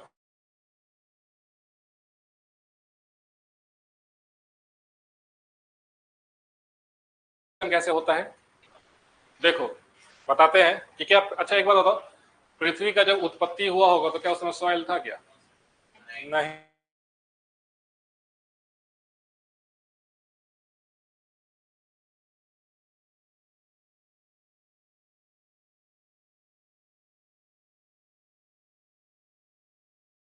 मोल्टेन स्टेट में रहेगा, ठीक है। पूरा मैग्मा लावा ये सब जो है ना, धीरे धीरे क्या होगा कि अर्थ जो है सो ठंडा होना स्टार्ट होगा, है ना, कूल डाउन होना स्टार्ट होगा। तो क्या होगा कि अर्थ का जो सबसे आउटर लेयर है, सॉरी, अर्थ का जो सबसे आउटर लेयर है ये सॉलिडिफाई कर जाएगा, ठीक है, ठंडा हो जाएगा। तो ये कैसा रॉक बनेगा? इग्नियस रॉक बनेगा, है ना। हम लोग फिजिकल ज्योग्राफी में पढ़े थे, igneous rocks are the primary rocks, है ना। सबसे अगर रॉक साइकिल में देखो तो सबसे प्राइमरी रॉक कौन सा है? इग्नियस रॉक है। वाई? बिकॉज मोल्टेन मैग्मा के सॉलिडिफिकेशन की वजह से इग्नियस रॉक्स आगरी चट्टान बनता है। तो this is the igneous rock. तो अर्थ के ऊपर जो सबसे एंशिएंट जो रॉक, जो इग्नियस रॉक फॉर्मेशन होगा उसको क्या कहेंगे हम लोग? इग्नियस रॉक है बट उसका एक नाम है, आर्कियन रॉक्स उसको बोलते हैं, ठीक है। आर्कियन रॉक, आर्कियन रॉक्स, ठीक है, आर्कियन रॉक्स, ठीक है। आर्कियन सेल जिसको कहते हैं, ठीक है। Archaean cell are the oldest rocks present on the earth, most oldest, ठीक है, समझ में आ रहा है। अब धीरे धीरे क्या होगा कि हमारा जो है क्रस्ट का फॉर्मेशन हो गया, क्रस्ट का फॉर्मेशन हो गया, कॉन्टिनेंटल क्रस्ट का फॉर्मेशन हो गया, ओशनिक क्रस्ट का फॉर्मेशन हो गया, है ना। अब क्या होगा नेक्स्ट साइकिल में कि इसके ऊपर जो है सो सन रेस की वजह से, है ना, रेनफॉल की वजह से, है ना, chemical weathering, physical weathering, weathering of rocks जो है सो स्टार्ट होगा, है ना। यानी कि now weathering of rocks will start, weathering of rocks will start, है ना, जिसको अपर्दन बोलते हैं, वेदरिंग ऑफ द रॉक्स, ठीक। अब देखो इसको ऐसे समझते हैं, है ना, ये most primitive igneous rocks, most primitive, most primitive igneous rocks. अच्छा ये चीज मतलब हालांकि कई जगह पे हिल पे हम भी गए, बट वो जो तुम्हारा बराबर हिल्स वाला जो है ना, तो वो बॉर्डर्स के उसमें है ना पूरा टूटा हुआ है, तो वो मतलब इंटेंस वेदरिंग की वजह से ऐसा हो गया है। अच्छा कभी ऐसा होता है क्या कि वो लोग स्लाइड करके कभी ऐसा कुछ एक्सीडेंट हो जाए, ऐसा कुछ? बट चांसेस है ना उसके, है ना। देखने में तो लगता है कि अभी ढुलक के आया, है ना। हाँ हाँ हाँ, लेकिन वो ऐसा लगता है कि जैसे कि 1000 साल 2000 साल में जो है सो ढलान पे से, है ना, ऐसा हो गया है। लेकिन इतना बैलेंस के साथ टिका हुआ लगता है ना कि देख के डर भी लगता है कि अगर इसको पास में जाएंगे पता चले कि हमारे ऊपर गिर गया, है ना, ऐसा डर भी लगता है उसमें, है ना। लेकिन अच्छा पूरा एक तो कि बारिश हो गया ना, तो बारिश में घूमने में बहुत मजा आ गया होगा कल, कल जो है वहां पे। तो ये हो गया वेदरिंग ऑफ रॉक्स, है ना। अब सॉइल फॉर्मेशन देखो क्या होगा, है ना। सॉइल बेसिकली क्या है ना, कि सपोज कि एक जो है ये एक क्रस्ट का हिस्सा है, ठीक है, ये एक क्रस्ट का हिस्सा है, ठीक है, this is a part of the crust, ठीक, क्रस्ट का पार्ट हो जाएगा। तो ऊपर में जो है आपको मालूम है कि, है ना, कहीं पे है सो रिवर्स का फ्लो हो रहा होगा, है ना, कई सारे रिवर्स यहाँ पे फ्लो कर रहे होंगे, है ना, डिफरेंट रिवर्स, ठीक है। कहीं पे जो है ना स्ट्रॉन्ग विंड्स होगा, है ना, these are the winds, strong winds, ठीक है, स्ट्रॉन्ग विंड्स, ठीक है। सन तो रहेगा ही ऊपर में, है ना, सोलर हीटिंग है सो होते रहेगा, सोलर हीटिंग, है ना। एक वेदरिंग का क्लास है सो मुझे लेना है ना, वो पढ़ा देंगे, वेदरिंग का कुछ पार्ट है ना, वो क्लास मिस नहीं लिए थे बट बता देंगे। लेकिन यहाँ पे समझो जो है इन सब का प्रभाव क्या होगा, सोलर इंसोलेशन का, है ना, एटमॉस्फेरिक विंड्स का, रिवर्स का, है ना, इसका क्या होगा कि ये जो पेरेंट रॉक, इसको क्या बोलते हैं हम लोग, है ना, is called as the parent rock, parent rock, parent rock, ठीक है। ये जो पेरेंट रॉक है ना, इसके जो टॉप लेयर होगा ना वो छोटा छोटा पार्ट में टूटना स्टार्ट हो जाएगा, ठीक है, विदरिंग होने लगेगा। सो सो उसी को हम लोग क्या बोलेंगे, है ना, सॉइल फॉर्मेशन का जो है सो बेसिक स्टार्ट हो जाएगा, है ना। तो the top layer of the parent rock is now withered, ठीक है, छोटे छोटे पार्ट में है सो, है ना, कण में है सो टूट गया, ठीक है बेसिकली। तो ये जो टॉप लेयर कहलाएगा, टॉप लेयर जो कहलाएगा बेसिकली, हालांकि सॉइल में सॉइल प्रोफाइल होता है, सॉइल प्रोफाइल में भी कई सारे लेयर्स होते हैं, बट वो बाद में डिटेल में पढ़ेंगे। बस यहाँ पे समझो कि विदरिंग की वजह से जो है टॉप लेयर जो है सो, ये जो पेरेंट रॉक था, है ना, पेरेंट रॉक जो लिथोस्फीयर का पार्ट है, इसका है सो विदरिंग हो जाएगा, है ना, विदरिंग हो जाएगा, छोटे छोटे पार्ट्स में टूट जाएगा। अब आप देखो कि जो सॉइल पार्टिकल्स जो होते हैं, सॉइल पार्टिकल्स जो होते हैं, इसके साइज के बेसिस पे इसको डिफाइन किया जाता है। सॉइल के जो पार्टिकल्स होते हैं क्या सब होता है? तीन है, बताओ। ग्रेवल नहीं, sand,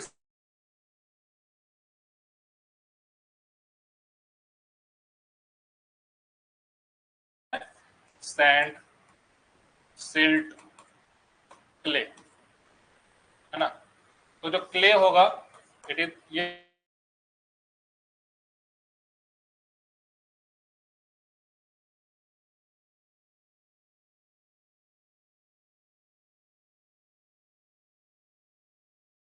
clay is the finest particle, finest particle, finest particle, finest particle। अब देखो ये जो सॉइल है, ये जो मिट्टी है ना, इसमें सैंड, सिल्ट, क्ले जो है सो, किसी रीजन में सैंड है सो ज्यादा होगा, किसी रीजन में है सो क्ले है सो ज्यादा होगा, तो उस हिसाब से रीजनल वेरिएशंस भी सॉइल के टाइप्स में है सो आ जाएगा। समझ में आ गया? लेकिन किसी भी जगह पे सॉइल में बेसिकली यही तीन पार्टिकल्स आपको है सो पाया जाएगा, लेकिन इसका प्रोपोर्शन है सो वेरी करता है ना, प्रोपोर्शन है सो बदल जाता है। जैसे कि एक लोमी सॉइल होता है ना, लोमी सॉइल, तो सैंड, सिल्ट, क्ले जो है सो ऑलमोस्ट इक्वल प्रोपोर्शंस में अगर मिला दोगे तो उसको हम लोग लोमी सॉइल बोलते हैं। वीडियो ब्रेक हो रहा है, ब्लैंक हो गया है, वीडियो नहीं जा रहा है, ऐसे कैसे? देखो तो ना, ओके, मैं भी वाईफाई का कुछ इशू होगा, ठीक है, कोई बात नहीं। तो ये क्लियर है कि जो है सॉइल का फॉर्मेशन कहाँ पे होता है। तो जो पेरेंट रॉक है ना, इसको बेड रॉक भी बोलते हैं, इसको बेड रॉक भी बोलते हैं, ठीक है। इसके टॉप लेयर्स में जो है सो ड्यू टू विदरिंग जो है सो सॉइल का फॉर्मेशन होगा। अब ये जो हम लोग जो बात करते हैं मिनरल्स जो है ना, इंटरनेट फ्लक्चुएशन, हाँ उसी की वजह से ये जो मिनरल्स जो होते हैं सॉइल में, है ना, सॉइल में जो भी मिनरल्स होते हैं वो कहाँ से आता है? तो इन्हीं रॉक्स के वजह से, जो पेरेंट रॉक्स में जो मिनरल्स प्रेजेंट होते हैं उसी का विदरिंग होता है, तो आपके सॉइल में है सो मिनरल्स भी आ जाएगा, ठीक है। तो उपजाऊ मिट्टी जो अगर कहीं पे होगा वहां पे बहुत सारे मिनरल्स है सो प्रेजेंट होते हैं। अब बात यह है कि आपको हम लेटराइट सॉइल के बारे में बताने जा रहे हैं कि देखो लेटराइट सॉइल में क्या होगा कि लेटराइट सॉइल है सो कहाँ पे प्रेजेंट है? जहाँ पे रेनफॉल है सो बहुत जाता है, जहाँ पे रेनफॉल बहुत जाता है ना। तो लेटराइट सॉइल में क्या होगा, बारिश है सो काफी ज्यादा हो रहा है, ठीक है। सपोज कि यहाँ पे खूब सारा बारिश हो रहा है, खूब सारा बारिश हो रहा है, रेनफॉल अगर किसी रीजन में रेनफॉल है सो ज्यादा हो, रेनफॉल है सो ज्यादा हो, तो इसको कुछ इस तरीके से समझो। रेनफॉल ज्यादा होगा तो आपके जो सॉइल में जो वाटर सोल्यूबल है ना, घुलनशील जो मिनरल्स हैं वो क्या होगा? डिसॉल्व हो जाएगा, है ना, डिसॉल्व हो जाएगा, है ना। तो कुछ इस तरीके से समझो कि, है ना, सपोज कि टॉप लेयर का जो है सॉइल का है सो टॉप लेयर है और इसमें कई तरह के मिनरल्स जो है सो प्रेजेंट है, ठीक है। These are the minerals present here, है ना, दीज आर द मिनरल्स। इसमें से कुछ है सो वाटर सोल्यूबल होगा, कुछ है सो वाटर सोल्यूबल नहीं होगा, ठीक है। These are the different minerals present in the soil. कुछ है सो घुलनशील है, कुछ है सो वाटर में डिजोल्व नहीं होता है, जैसे कि आयरन के ऑक्साइड्स, जैसे कि एल्यूमिनियम के oxides, these are not water soluble. लेकिन अगर कोई सॉल्ट है, सोडियम क्लोराइड है, कैल्शियम के कार्बोनेट्स हैं, कैल्शियम क्लोराइड है, अगर ये सब मिनरल प्रेजेंट है तो दीज आर वाटर सोल्यूबल। ठीक है, तो अब क्या होगा कि बारिश है सो है ना काफी ज्यादा हो रहा है, रेनफॉल काफी ज्यादा हो रहा है। तो ओवर द टाइम क्या होगा कि जो सपोज कि ये ग्रीन वाला और जो है ब्लू वाला है ना, ये सपोज कि वाटर सोल्यूबल जो है सो मिनरल्स है। ठीक है, और बाकी ये जो पर्पल है और एक और कोई कलर सपोज, एक और कलर हालांकि है नहीं बट एज्यूम कर लो, ये सब है सो वाटर इनसोल्यूबल है। तो जो वाटर सोल्यूबल मिनरल्स होगा, रेनफॉल की वजह से क्या होगा, नीचे की ओर है सो है ना डिजोल्व होकर के नीचे की ओर चला जाएगा, यानी कि बॉटम लेयर्स जो है सॉइल का वहां पे चला जाता है। इसी को क्या बोलते हैं, leaching of the soil, leaching of the minerals, leaching of the minerals, leaching of the minerals. Minerals का है सो लीचिंग हो जाता है। लीचिंग का वजह क्या है, excessive rainfall, excessive rainfall, excessive rainfall, RF, excessive rainfall causes leaching of the soil, leaching of the soil।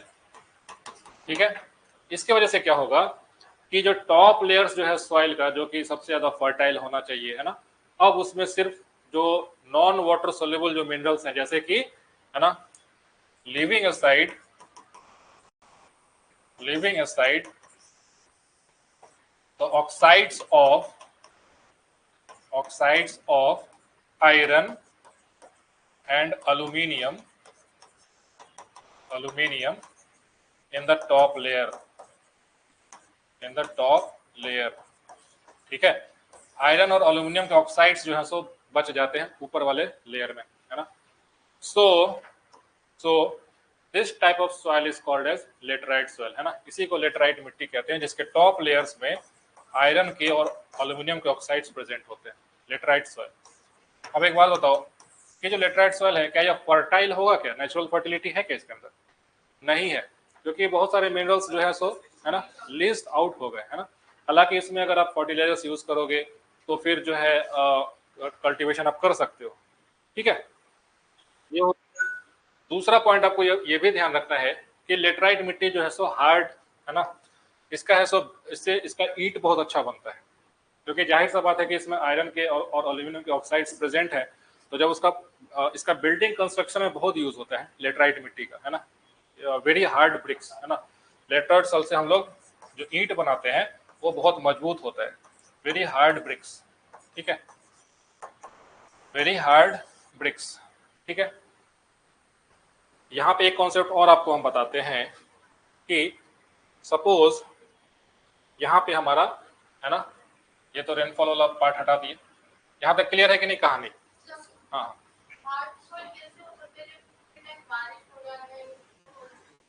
जब उसका मिट्टी का जब आप ईंट बनाते हो ना तो काफी स्ट्रॉन्ग ईंट बनता है ना। ऐसे सॉइल तो नॉर्मल जो सॉइल जो सब जगह जैसा रहता है वैसा ही रहेगा, लेकिन जब है ना उसका इस मगर अगर इस क्ले का अगर हम लोग रॉक ये ईंट बनाएंगे है ना, ब्रिक्स बनाएंगे, वो काफी है सो स्ट्रॉन्ग, काफी मजबूत है सो हो जाता है। ठीक है, अगर सपोज कि यहाँ पे हमारा जो बायोडाइवर्सिटी है ऊपर में है ना, हमने देखा कि यहाँ पे बारिश ज्यादा हो रहा है तो फॉरेस्ट है सो ज्यादा होगा यहाँ पे, है ना।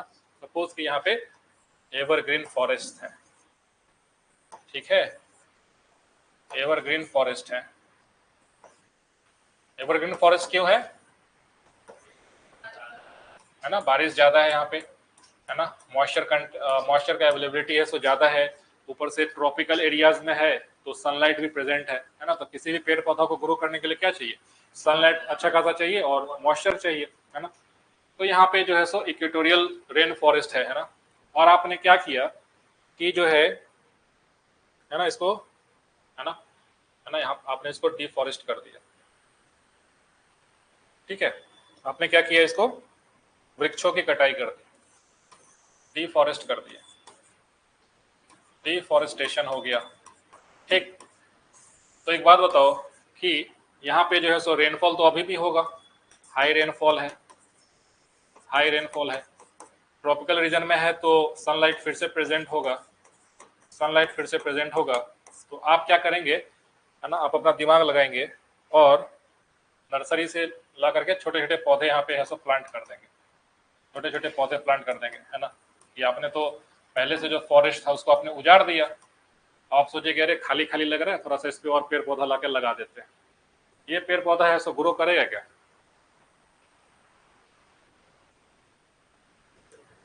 बताओ, टाइम लगेगा, ग्रो नहीं करेगा, बहुत कम चांस है ना।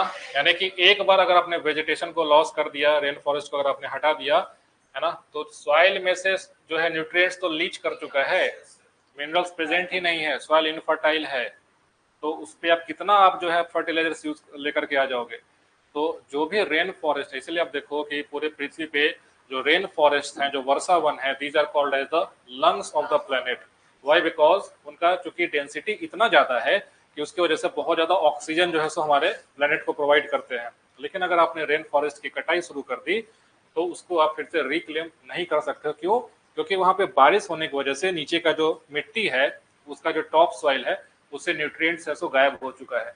इसके वजह से वहां पे है सो ट्रीज का जो है सो प्लांटेशन जो है सो ग्रो नहीं करेगा, है ना। इस वजह से रेन फॉरेस्ट को है सो बचाने की जरूरत है ना। तो ये चीज आपसे यूपीएससी एक बार सवाल पूछा था, है ना, ये कॉन्सेप्ट पे सवाल पूछा था, तो याद रखना जहां पे भी ट्रॉपिकल रीजन होगा, है ना, ट्रॉपिकल रीजन मतलब कि जहाँ पे वार्म क्लाइमेट है, अगर वहां पे रेनफॉल काफी ज्यादा है, अगर सपोज के 250 सेंटीमीटर के राउंड का रेनफॉल है, तो वहां पे रेन फॉरेस्ट का फॉर्मेशन होगा। वहां पे सॉइल कैसा होगा? तो लेटराइट सॉइल हो जाएगा, है ना। और अगर आपने रेन फॉरेस्ट को नहीं बचाया तो वापस से उसको रिक्लेम नहीं कर सकते हैं। क्यों? क्योंकि जो सॉइल है वो हमारा इनफर्टाइल हो जाता है लेटराइट सॉइल का, है ना। तो वापस आते हैं कि अगर इंडिया में पूछा जाए कि लेटराइट सॉइल कहाँ पे पाया जाएगा नेचुरली, तो वेस्टर्न कोस्ट पे पाया जाएगा, वेस्टर्न कोस्ट पे पाया जाएगा, है ना। तो जब हम लोग इंडिया के सॉइल के बारे में डिस्कस करेंगे तो भी वहां पे ये चीजें जो है हम लोग और वहां पे देखेंगे फिर से। So this is the region where your laterite soil is present in India. ठीक है, laterite soil is also present here. ठीक, ये हो गया। चलो हम लोग वापस नेक्स्ट फैक्टर जो है और क्या डिस्कस कर रहे थे, है ना, रिलीफ फीचर से डिस्कस कर रहे थे। ठीक है, तो रिलीफ मतलब कि अगर कहीं पे माउंटेन्स है, हिल्स हैं, तो वो किस तरीके से आपके रेनफॉल को जो है सो डिसाइड करता है, तो ये आपको समझ में आ गया होगा, है ना। बाकी एक चीज और बताते हैं, जो इंडिया का जो टोटल आप देखें जो सीजन है, इंडिया का जो सीजन है ना, उसका एक ब्रीफ ओवरव्यू ले लेते हैं। ठीक है, कल डिटेल में मॉनसून बता देंगे कि मॉनसून कैसे होता है, बट अभी बस एक ब्रीफ बताते हैं कि इंडिया का जो सीजन है बेसिकली उसको कितने पार्ट में डिवाइड किया गया है? 4 है बेसिकली, है ना। इंडिया का जो सीजन है ना, ठीक है, पहला है विंटर सीजन, विंटर सीजन, ठीक। दूसरा है समर सीजन, समर सीजन। तीसरा है रेनी सीजन या फिर मॉनसून सीजन इसको कहते हैं। नहीं नहीं वो नहीं, रीट्रीटिंग मॉनसून होता है, रीट्रीटिंग मॉनसून सीजन। ठीक है, विंटर सीजन यानी कि जो है जाड़े का जो मौसम हो गया, ठीक है। उसके बाद है सो गर्मी, समर सीजन आ जाएगा, है ना। फिर उसके बाद मानसून, जैसा कि अभी जून से सितंबर तक का जो है, और फिर लास्ट में है सो रीट्रीटिंग मानसून सीजन है। अच्छा एक बात बताओ, अगर मैं आपसे पूछूं कि नॉर्थ इंडिया और साउथ इंडिया, है ना, अगर ये डिवीजन लेते हैं तो ये जो 4 सीजन जो प्रोनाउंस्ड जो दिखाई देगा कॉन्ट्रास्ट के साथ में, ये किधर ज्यादा दिखाई देगा, नॉर्थ में कि साउथ में? नॉर्थ में ऐसा ज्यादा दिखाई देगा, है ना। क्यों? क्योंकि विंटर सीजन, विंटर और समर के बीच में बहुत ज्यादा फर्क साउथ में पड़ता नहीं है ना। चेन्नई ये सब में जाओगे, वहां पे केरला ये सब में, तो उधर के लोग ऐसा जैकेट वैकेट नहीं पहनता है, एवरेज टेम्परेचर रहता है ना। ठीक है, तो लेकिन हाँ मानसून और रोटेटिंग मानसून जो कि साउथ में भी रहेगा, बट समर और विंटर सीजन जो है ये साउथ इंडिया में बहुत ज्यादा प्रोनाउंस्ड नहीं है ना। इसी वजह से बोला जाता है कि इक्वेटर वाले रीजन में, इक्वेटोरियल रीजन में विंटर्स नहीं होते हैं, है ना, कि ऐसा नहीं कि कभी कोई इसी इक्वेटोरियल देश को घूमने गए और लगेज में है सो एक्सेसिव जैकेट वैकेट भर लिए, कोई फायदा नहीं है, वहां जाओगे भी तो कोई यूज नहीं है उसका, है ना। तो विंटर सीजन वहां पे नहीं होगा। लेकिन नॉर्थ इंडिया में क्या होगा कि winter season, summer season, monsoon season और रिट्रीटिंग सीजन, ये चार जो है सो मेन आपको सीजन है सो देखने को मिलेगा। ठीक, कुछ बेसिक चीजें आप नोट कर लो, जैसे कि विंटर सीजन की बात करते हैं, है ना। विंटर सीजन में क्या होगा, विंटर सीजन में क्या होगा, है ना, कल इसको डिटेल में बताएंगे, बट कुछ पॉइंट्स आप नोट कर सकते हो। विंटर सीजन में क्या होगा, है ना, कि एक तो महीने का आप देखो, है ना, दिसंबर से फेब के बीच में, है ना। बेसिकली विंटर सीजन में क्या होगा कि आपका जो, है ना, कुछ पॉइंट्स, इंपॉर्टेंट पॉइंट्स नोट कर लो। जो नॉर्थ इंडिया होगा, बेसिकली नॉर्थ इंडिया, है ना, वहां पे लो टेम्परेचर होगा। ठीक है, लो टेम्परेचर, लो टेम्परेचर होने की वजह से क्या होगा, है ना, कोल्ड विंड्स होंगे, कोल्ड विंड्स होंगे। कोल्ड विंड्स जब होंगे तो क्या होगा, हाई प्रेशर क्रिएट होगा, high pressure, high pressure create होगा।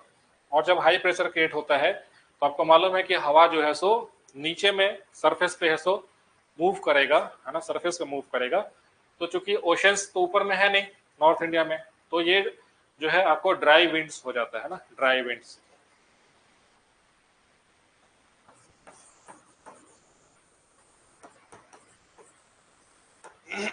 आप देखो कि विंटर में, जाड़े में क्या होता है कि आप जो है सो मॉइस्चराइजर है सो ज्यादा लगाते होगे स्किन के ऊपर, है ना। क्यों, स्किन ड्राई होता है क्योंकि ड्राई विंड्स है, विंड्स जो है सो उस समय ड्राई रहते हैं, मॉइस्चर कंटेंट है सो कम रहता है ना। लेकिन अभी जैसे बारिश का मौसम आ गया है ना, तो अभी तो आप जैसे देखो, अगर कपड़ा अगर आप फैलाओ बाहर में तो वो भी ठीक से नहीं सूखता है। क्यों, क्योंकि हमारे एटमॉस्फेयर में सो ह्यूमिडिटी ऑलरेडी ज्यादा है, मॉइस्चर कंटेंट ज्यादा है, तो वो क्या ही कपड़े से पानी सोखेगा, है ना। तो ये चीज है सो आपके डे टू डे एक्टिविटीज पे भी आपको देखने को मिलेगा, है ना, ड्राई विंड्स हो जाएगा। ठीक, प्लस यहाँ पे आप ये भी पॉइंट नोट कर लो कि जो विंटर सीजन में क्या होगा कि आपका जो आईटी सीजेड है वो साउदर्न हेमिस्फीयर में है। IT CZ is in southern hemisphere, IT CZ is in southern hemisphere, दक्षिणी गोलार्ध में चला गया आपका आईटी सीजेड। ठीक है, ये हो गया विंटर सीजन में। ठीक, समर सीजन, यानी कि अब समर सीजन की बात करो, है ना, मार्च अप्रैल मई। ठीक है, मार्च से स्टार्ट हो जाएगा, मई तक चलेगा, मार्च से मई तक। अब क्या होगा, समर सीजन है तो जाहिर सा बात है कि सन जो है सो अपेरेंट शिफ्ट किधर हो रहा है, towards northern hemisphere, sun is shifting towards northern hemisphere. ठीक है, यहाँ पे ये भी लिख सकते हो, sun is in southern hemisphere, sun is in southern hemisphere. सूरज किधर है, तो दक्षिणी गोलार्ध में है।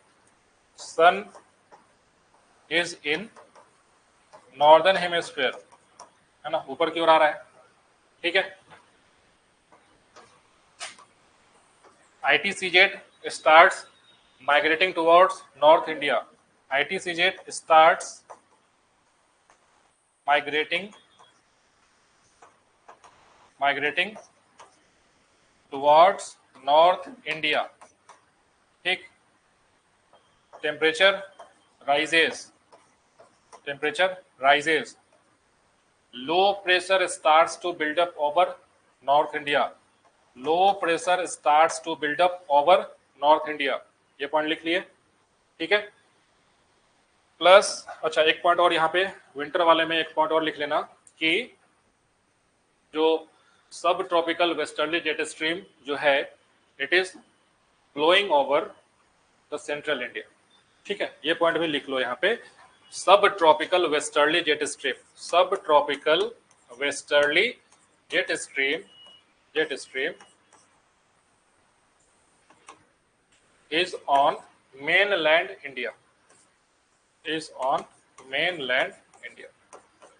ठीक है, ऐसा पॉइंट नोट कर लो, कल जो है और भी जब डिटेल में पढ़ेंगे तो एक एक पॉइंट क्लियर हो जाएगा, है ना, कि ऐसा क्यों हो रहा है, किस वजह से हो रहा है ना। यहाँ पे क्या होगा, subtropical westerly jet streams start to migrate towards north, है ना। ये लिख लो, यानी कि मेन लैंड इंडिया से हट करके और नॉर्थवर्ड शिफ्ट हो जाएगा। कब? During summer season. Subtropical westerly jet streams start to migrate towards north, north of Himalayas, Himalayas के भी उत्तर में चला जाता है। इसका प्रभाव मानसून पे पड़ता है, इस वजह से बता रहे हैं। ठीक है,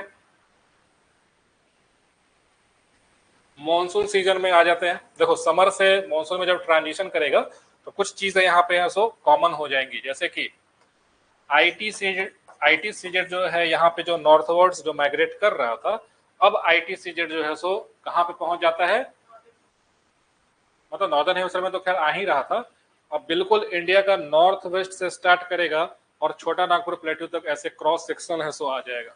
ठीक है, सो आप लिखो कि IT CZ now extends from north west India towards छोटा नागपुर प्लेट्यू, है ना, इस पॉइंट को लिखो आप। IT CZ extends from northwest India to छोटा नागपुर प्लेट्यू, छोटा नागपुर प्लेट्यू, नागपुर प्लेट्यू। ठीक है, IT CZ is also called as monsoon trough in India. ठीक है, IT CZ, IT CZ is also called as monsoon trough, monsoon trough, monsoon द्रोणी इसको कहते हैं, monsoon trough. IT CZ is also called as monsoon trough. ठीक, हाँ हाँ, मतलब अगर मैप पे देखो तो कुछ इस तरीके से आ जाता है। जो आईटी सीजेड होगा ना वो ऐसे रहेगा।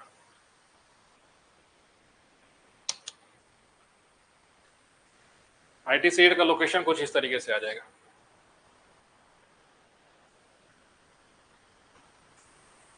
है ना, this is how your IT CZ will be over India. समझ में गया? कल वाले क्लास में इसको डिस्कस डिटेल में कर देंगे, बट आईटी सीजेड अगर आप देखो लोकेशन कुछ इस तरीके से आ जाता है। ठीक है, आईटी सीजेड नॉर्थ वेस्ट हो गया ना इधर, और इधर छोटा नागपुर प्लेट्यू वाला रीजन हो गया।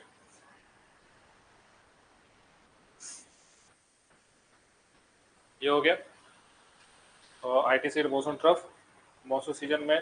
ठीक है, साउथ वेस्ट मॉनसून जो है ना, south west monsoon winds causes rainfall all across the India monsoon season में। ये सब बस बेसिक पॉइंट्स मैंने आपको लिखवाया है, डिटेल में कल इसको समझा देंगे। South west monsoon winds causes rainfall all across the India. अब इसके बाद क्या होगा, हाँ मानसून सीजन का टाइम क्या होगा, तो जून जुलाई अगस्त सितंबर 4 महीने। ठीक है, जून से सितंबर तक, जून जुलाई अगस्त सितंबर। ठीक है, ये हो जाएगा। हाँ, जून को मानसून में काउंट नहीं करना चाहिए, नहीं वो अब इसलिए यही सब तो है, क्लाइमेट चेंज का प्रभाव है। ये तो जनरली 1 जून को जो है, 1 जून से मतलब first week of the June में है सो केरला कोस्ट में मानसून हिट कर जाता था, लेकिन कब है, 9th को, 9 जून को। हाँ मतलब उसी रेंज में जो है, चूंकि केरला के सब कोस्ट सबसे नीचे में है तो फर्स्ट वीक में वहां पे हिट करके बाकी सब जगह डिस्ट्रीब्यूट हो जाता था।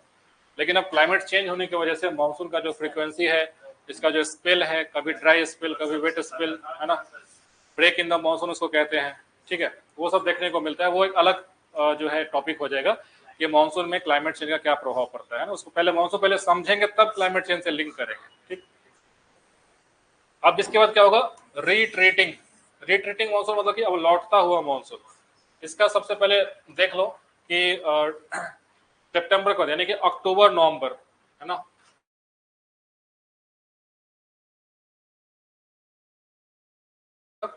ठीक है।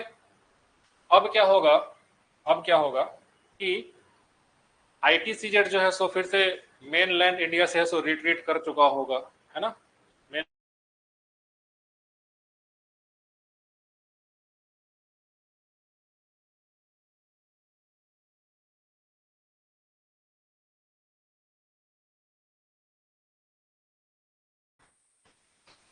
रिट्रीटिंग मॉनसून का सबसे इंपॉर्टेंट पॉइंट आप नोट कर लो, इट कॉजेज रेनफॉल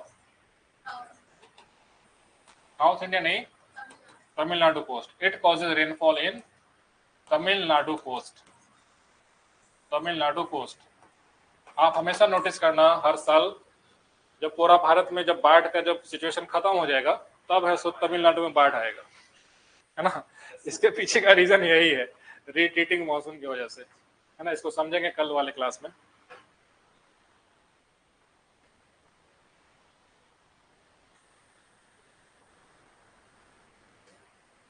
ठीक है, तो ये हो गया रिट्रीटिंग मॉनसून, जिसमें आपको जो है यहाँ पे आपको अक्टूबर हीट देखने को मिलेगा। अक्टूबर हीट, है ना, हिंदी में क्या बोलते हैं, कार्तिक मास की उष्मा, है ना। अक्टूबर हीट को क्यों होता है अक्टूबर हीट, एनीवन बताओ, what is October heat? October heat, कार्तिक मास की उष्मा, बताओ।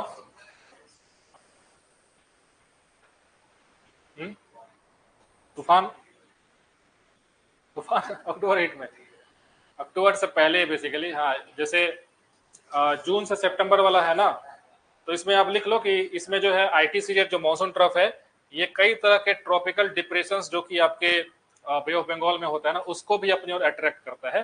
तो साइक्लोनिक एक्टिविटीज भी यहाँ पे आपको देखने को मिलेगा, साइक्लोनिक एक्टिविटीज, ठीक है।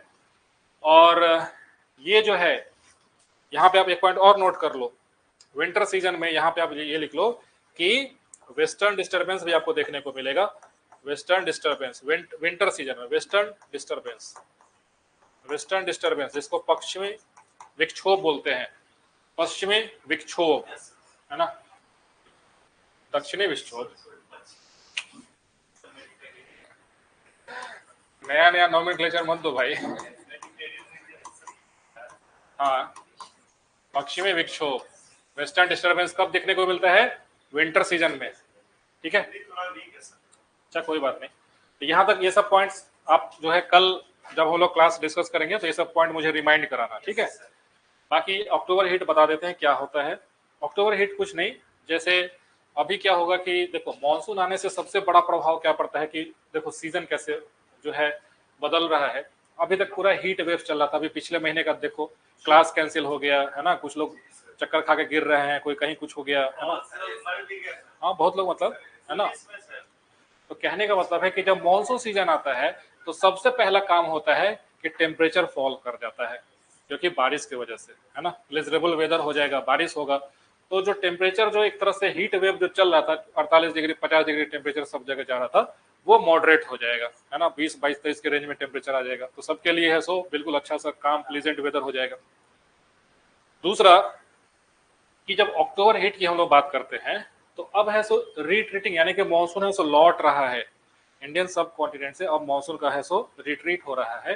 तो क्या मॉइस्चर जो हमारे एटमॉस्फेयर में था, जो कि पहले से, चूंकि अब देखो 4 महीना जो है बारिश हुआ सब जगह, तो क्या होगा कि हमारा सॉइल का जो मॉइस्चर कंटेंट है वो बढ़ गया, है ना, रिप्लेनिश हो गया। तो उसके वजह से क्या होगा, वो हमारे एटमॉस्फेयर को भी ह्यूमिड करके रखता है, यानी कि हमारे एटमॉस्फेयर में है सो मॉइस्चर अभी भी प्रेजेंट है ना। लेकिन अब जब मानसून रिट्रीट करेगा तो क्या अपने साथ से क्लाउड्स को भी रिट्रीट करेगा, बादल को लेके चला जाएगा, है ना। तो क्या अब जो है सोलर इंसुलेशन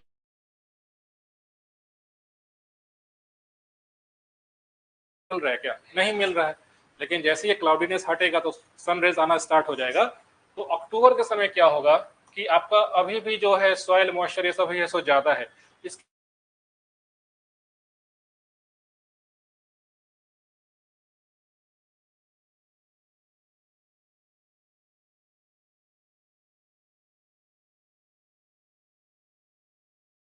रेज जो है सो अब आपको आपके एटमॉस्फेयर में है सो ज्यादा हीटिंग करने लगेगा।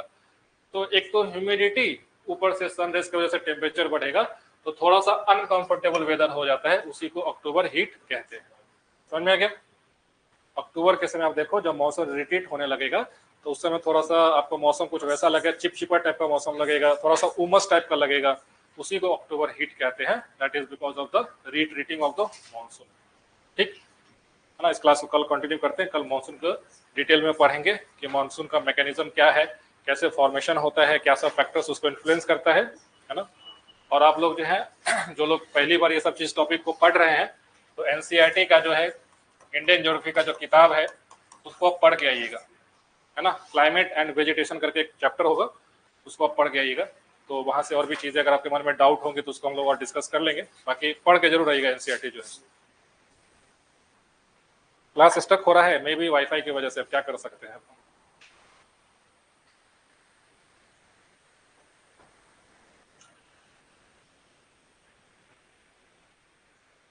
बिल्कुल, हाँ पॉलिटी क्लास जो है सो यूट्यूब पे शेड्यूल करवा देंगे, है ना। हाँ है, आज है क्लास है, तो ग्रुप में मैसेज चला जाएगा। इलुविएशन एंड इलुविएशन, अच्छा वो नेक्स्ट क्लास में सॉइल वाले बता देंगे उसको, ठीक है। सॉइल का फॉर्मेशन जब बताएंगे तो बता देंगे, ठीक है। वो पॉलिटी क्लास का जो है शेड्यूल चला जाएगा आपके ग्रुप में। ठीक है, फिर मिलते हैं नेक्स्ट क्लास में, है ना।